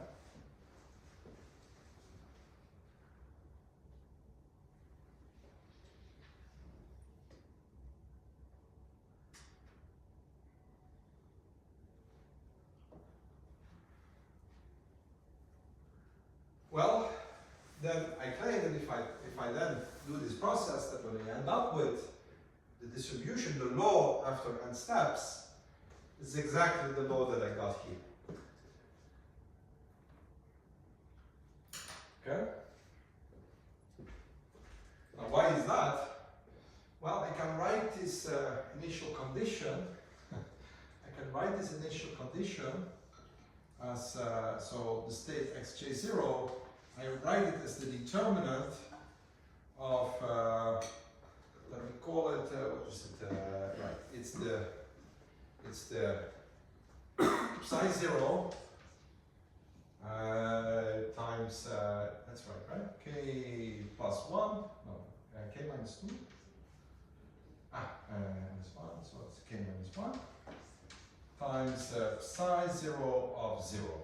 This is my initial condition, and this is at minus j to x j k, or sorry, and this is at minus j, and we do this at x times 0, right? So this is the condition at 0, L, that's it. Okay, that's my initial distribution of points, right? This matrix is just one. It's one of the lemmas that I erased. You know, this is actually the delta mass at the initial condition. This matrix here is the delta mass at the initial condition, because the determinant will be non-zero, will be 0 if the right. So this is a good mass to start with. If you start with this measure, this is the delta measure at this initial condition, and then you do the Markov, you apply the Markov chains, what happens? So now I'm going to multiply this by T1, and then I multiply it by T2, and so on and so on. Is it clear that this, I can write this as this function, so if as a function on x, this is a delta, right? If this is a function on a tuple x, this is the delta measure at the initial condition, right? That's where you start from. So if you then do this evolution, you multiply by T1, by T2, well, this guy is actually the first step. So this one cancels by that. So after the first step, I just get this guy with L equals 1. But in the next step, it cancels again with the other one. So these ratios, I mean, I took here L minus 1 and here L, like the difference by L minus 1 is exactly, you get a telescoping series. So what do you end up with the end? Well, in the end, you end exactly, you know, each time you bring in a phi L and then you multiply, you sum over y, right? Sorry, you sum over x, right? So you take this out, you sum over x. Every time you bring in a phi L from the left. So what you end up with is exactly this guy, this determinant. Maurice, yes, I'm yes. confused with the indices. So you have on the left you have the TLK for the matrices, but then you have just T1, T2, T3 in the middle. So they all also depend on this parameter K. Yes. So K is the level that we're looking at. Yes. So K is fixed. K is fixed. L is fixed. L is the time. K is the level we're looking at. The indices are Y and J. So here I should also have Y and J, I guess. Or opposite or Minus I. Or no, the x and the it doesn't matter. It's the identity Ah. just for the sake of we have the explicit cancellation, right? No. oh, did I screw up? Do you not want this expression to be exactly the same as that expression over there? Yes. It doesn't matter because it's the identity matrix, but the entries should be swapped. It should be x I minus j. Okay, yes.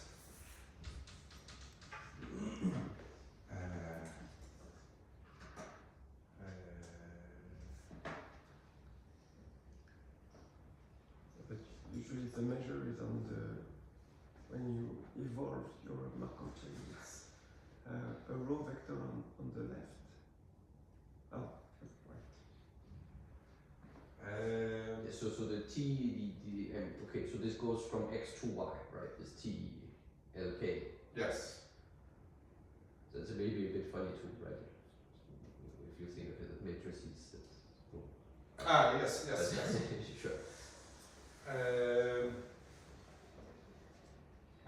Yes. Okay, I'm multiplying it from the wrong side, right? Okay. Yes. Okay, but the idea is clear. Okay. I mean, okay. Let me not try to cover my mistake by making another one. Yes. I mean, okay. The principle it goes like that. You start doing this. You write your delta measure in this way, and you start applying, and you get a telescoping series. And then, you know, whenever you start sort of summing over, okay, I think there, okay, whatever you're summing over, you should sum over. Now I may have to switch the things. You add sort of terms phis in the product, and yes, I mean, out pops this measure, okay?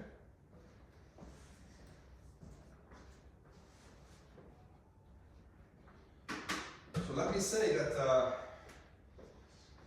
that this is actually this may look strange,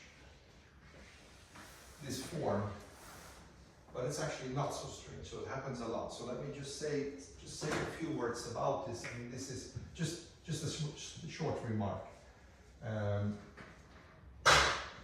because this happens a lot actually in probability theory. This is what is called actually, so this is just a remark. This is called Duits sort of H transform. Okay, so this happens, this is a technique or a principle in probability theory that is exploited a lot. Okay, so suppose you have any, let's say that we have a transition matrix Txy, and we have a harmonic function. So a harmonic function y, h. Okay? So that means that the t of x and y, this is some constant. Well, let's just say that it's h of x, but it could also be some any constant here. It happens also with let me put a constant c of h of x. So it's a harmonic function, meaning just that it's an eigenfunction. Okay? And what you can do is you can look at the following matrix, Txy of h of y divided by hx. This is also a transition function. Okay? This is also a transition function.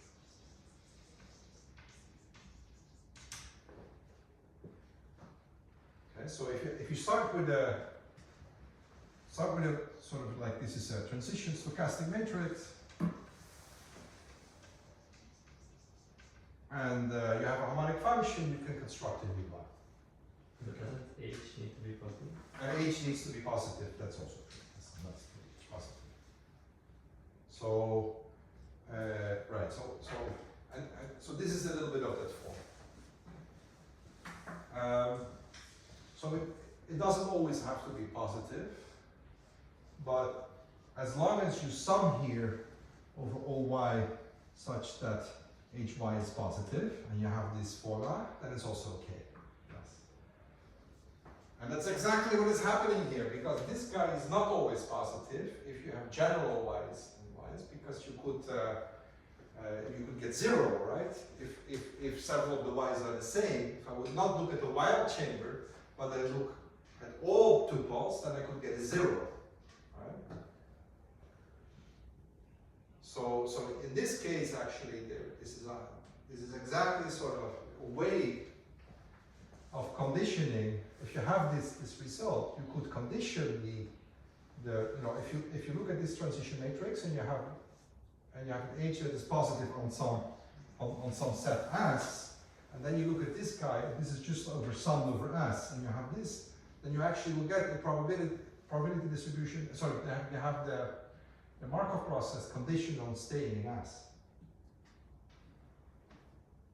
Right? So this Markov process then lives on S, not on the bigger space anymore. And that's the same thing that is happening here. I could just look at points that are just making balloony jumps everywhere and forget about the non-colliding process. Right? So then now I want to condition on the fact that they never collide. Okay, the way I do that is taking some harmonic function here. So these are not really an h, it's actually an h and an h tilde, but it's the same principle. So this is only positive and will vanish at the edge of the wild chamber when 2 points are equal. So when points start colliding, this becomes 0. So this process is sort of designed, this part is just sort of designed never to collide.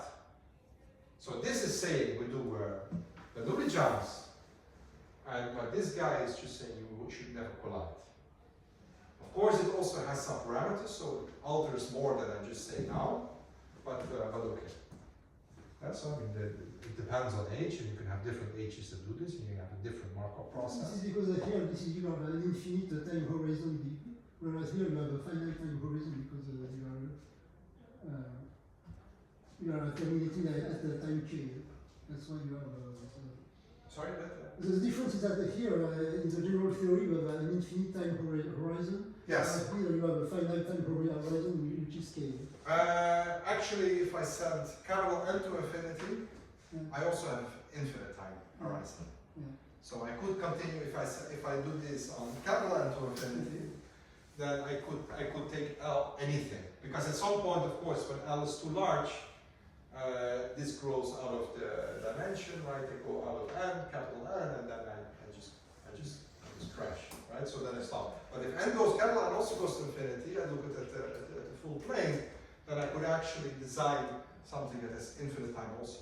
This is also, so then it's sort of conditioned never to collide. So you even have infinite time version, yes. When you send capital N to infinity. Okay. So this is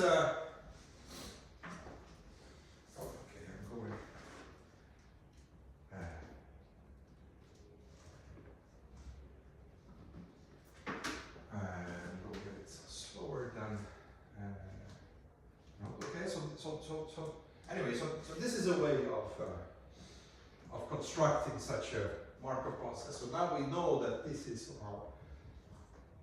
at each level k here, what you're doing is you're starting from an initial point, initial condition, and you have this Markov chain that sort of evolves things. Okay?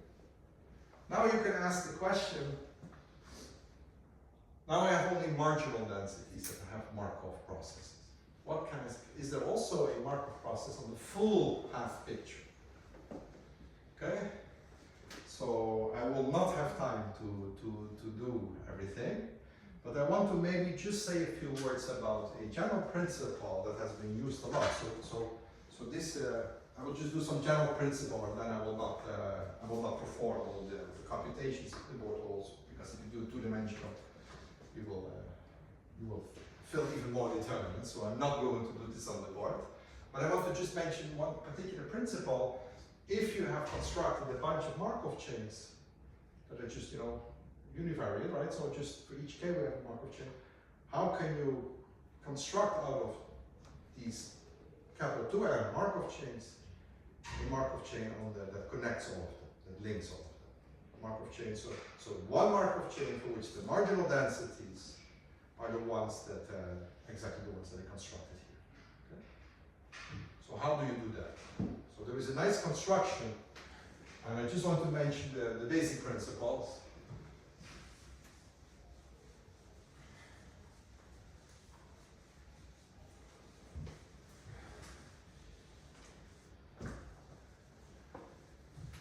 And I will just do that, maybe I'll just say a few words just about, just to show you, and then I will illustrate this, just the shuffling. But I just want to illustrate how you do things. So, okay. So let me take a state space S and another state space S star. And then I have stochastic matrices P and P star. And let's not assume now that they are time dependent. Let's just take them. Let's just take an easy case. Okay, so this is just these are stochastic matrices, and they define sort of Markov processes on S. Okay, and so these are stochastic. So the sum of P x y is 1, and the sum of, and the same for the P star of x y is 1. Okay. So now, and that's if you want to link these processes. So now I want to look at a Markov process on a space S times S star. I want to link them. Okay. So I have two, like I have here. I have two processes, but for the full picture they should be linked. For this, suppose we are given also a matrix L lambda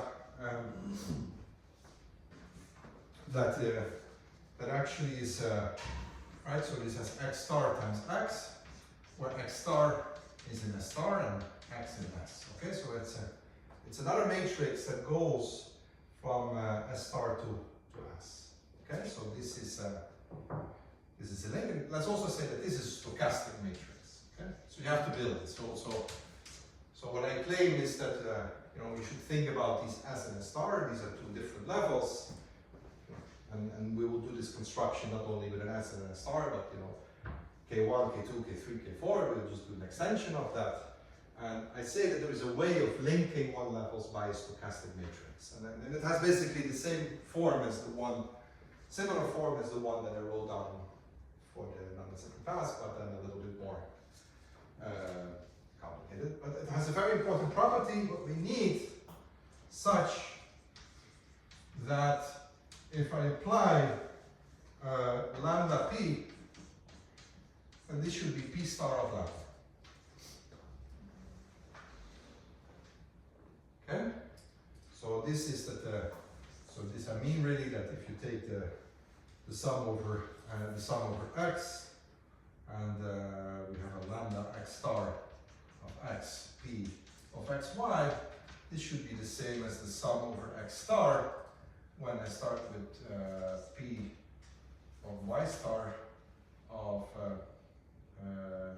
x star of y star times the lambda of y star in x.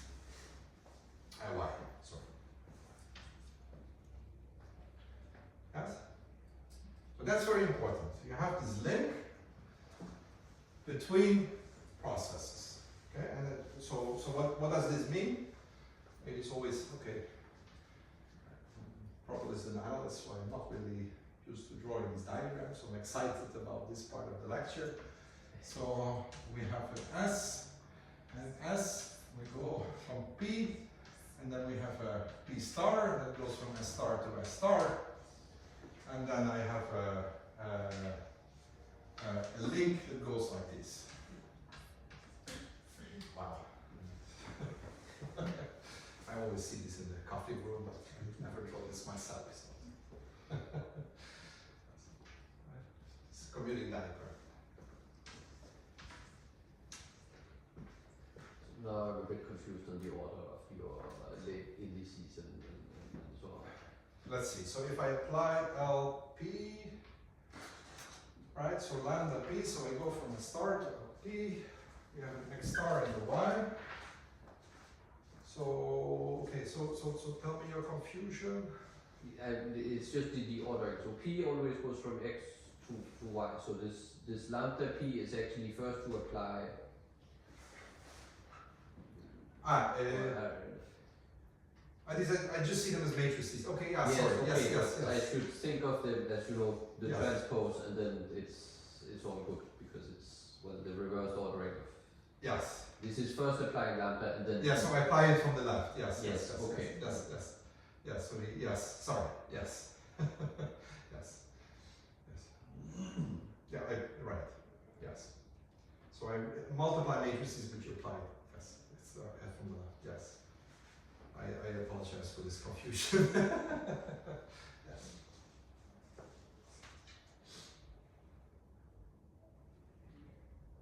Okay. So then. I call this matrix delta. Okay.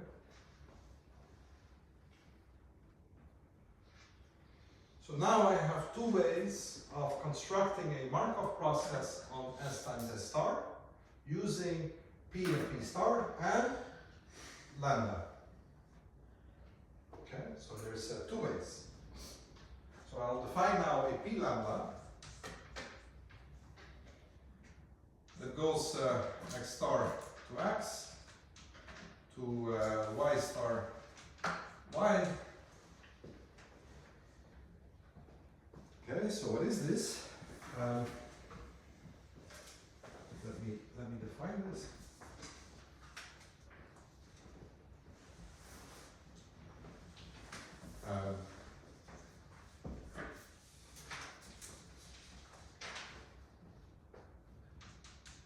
So this is Pxy times P star X star Y star times lambda Y star Y. I hope I'm doing everything correct, yes. And then I divide here by the delta of X star times Y.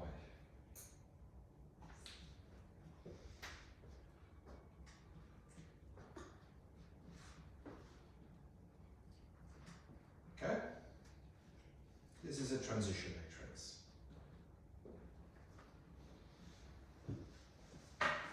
Okay?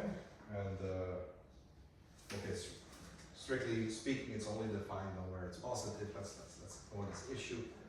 I also have another one that's called the P delta X star to X to Y star to Y. This is a P of X, Y times the P star of X star, Y star of lambda times Y star to Y, and now I divide by Y star X, X star of X. And now this is we have two Markov chains, so this is number one, this is number two.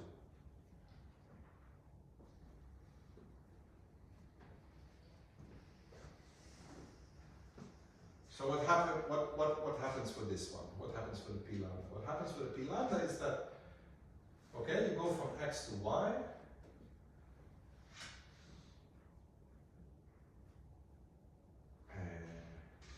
Do I have this right? Yes, I have this right. Yes, I have this right. And And then here I have this y star here. Okay, so this is basically an update. This is from going from x to y. This is basically an update in the same way, but here I go from x star to y, but via y star. Okay? So this is like a conditional probability. To go from x to connect x star and y, but via y star. Because the sum over y star is this guy. This is like a conditional probability. And indeed, if you just formally check, you take the sum over the y star of y, it should be 1, right?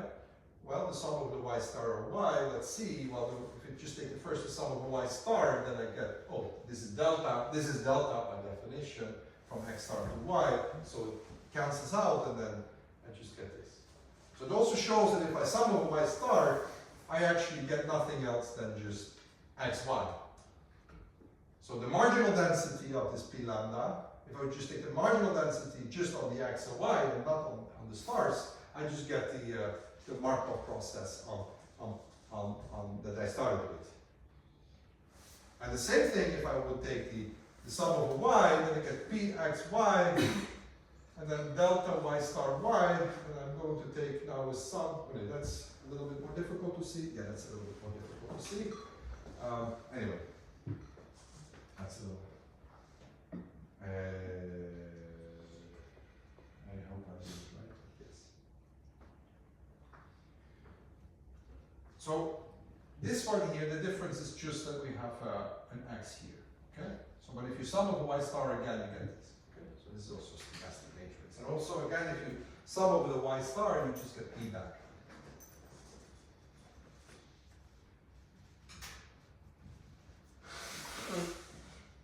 Okay.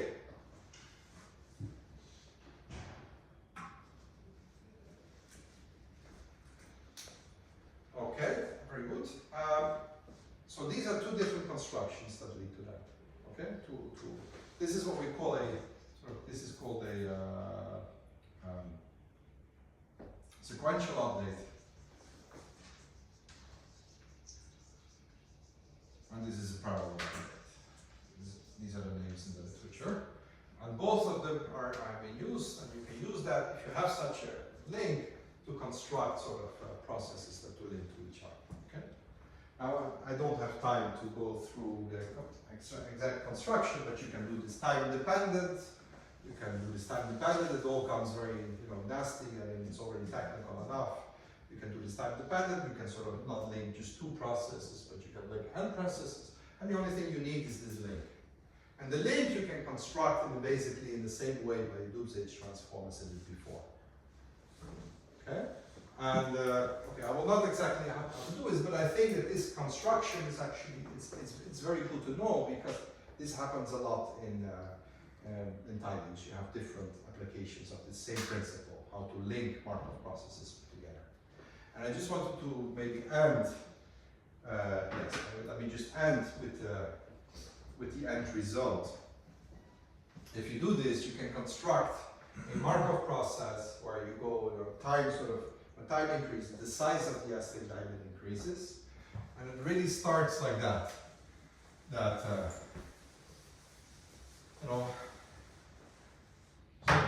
So it goes like this. The Markov process basically goes schematically. It's good to have this picture in your mind. Remember that we start with some initial weights for my Aztec diamond, right? This is the initial weights that I have, right? These are the transitions, right? So now I'm going to shuffle everything. So I put all the left, so the reorder thing, so everything goes to the left and the right. So then I got psi 0 of n minus 1 to psi 0 of n minus 1.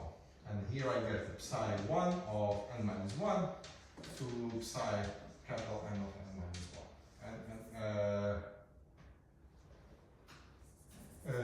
This one I shuffle to 0. This is also shuffled to 0. And this is n minus 1. Okay? So now I start basically, this is my initial condition. Now I have nothing. Okay? Now I do one step in my process, in my Markov process, and what happens is I basically switch those matrices. So what I will get is like the first step is psi 0, so this is after one step. I have this update, psi 0 to 0. I get psi 1 to 1, but still psi 0, and here is also, I guess, 1.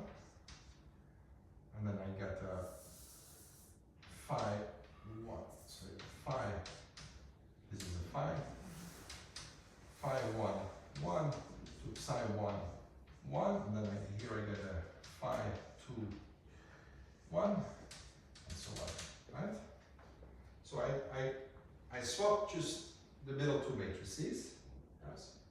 Now I can view this guy as an Aztec diamond of size 1. These matrices, they don't matter in the determinants, remember? The determinants, this one drops out, and also here, all this drops out. Yes.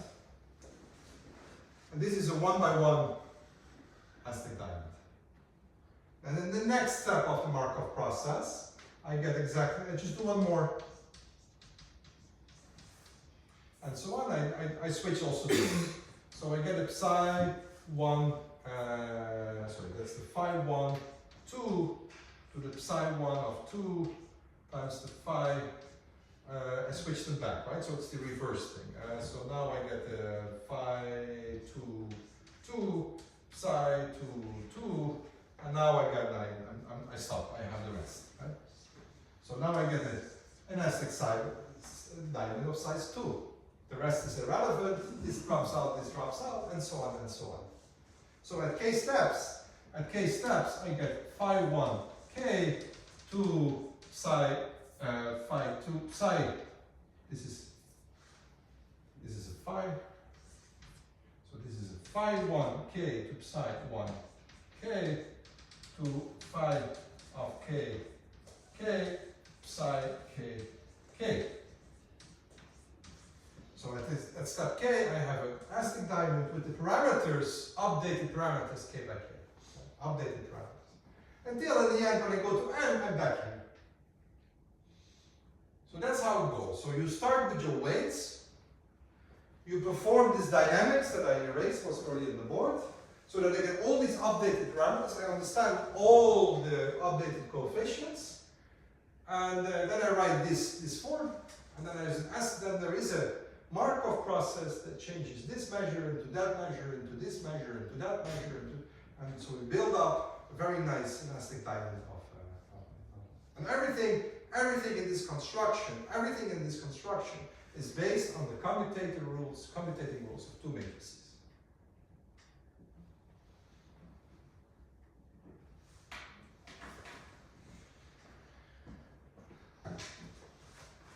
So then there is maybe to end with, I can show you maybe a picture.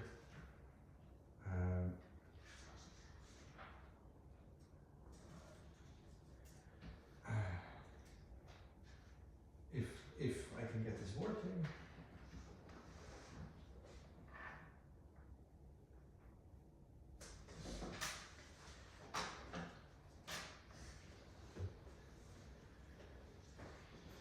Okay, internet is done.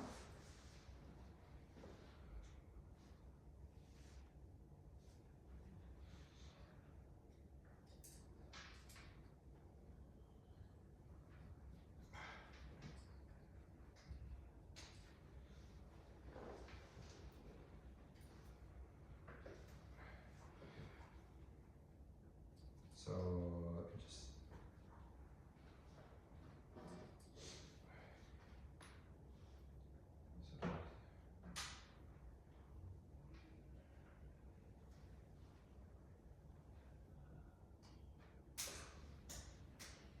yes, is it okay? Is it happening? Let me just do we get it on the screen? No. Why not?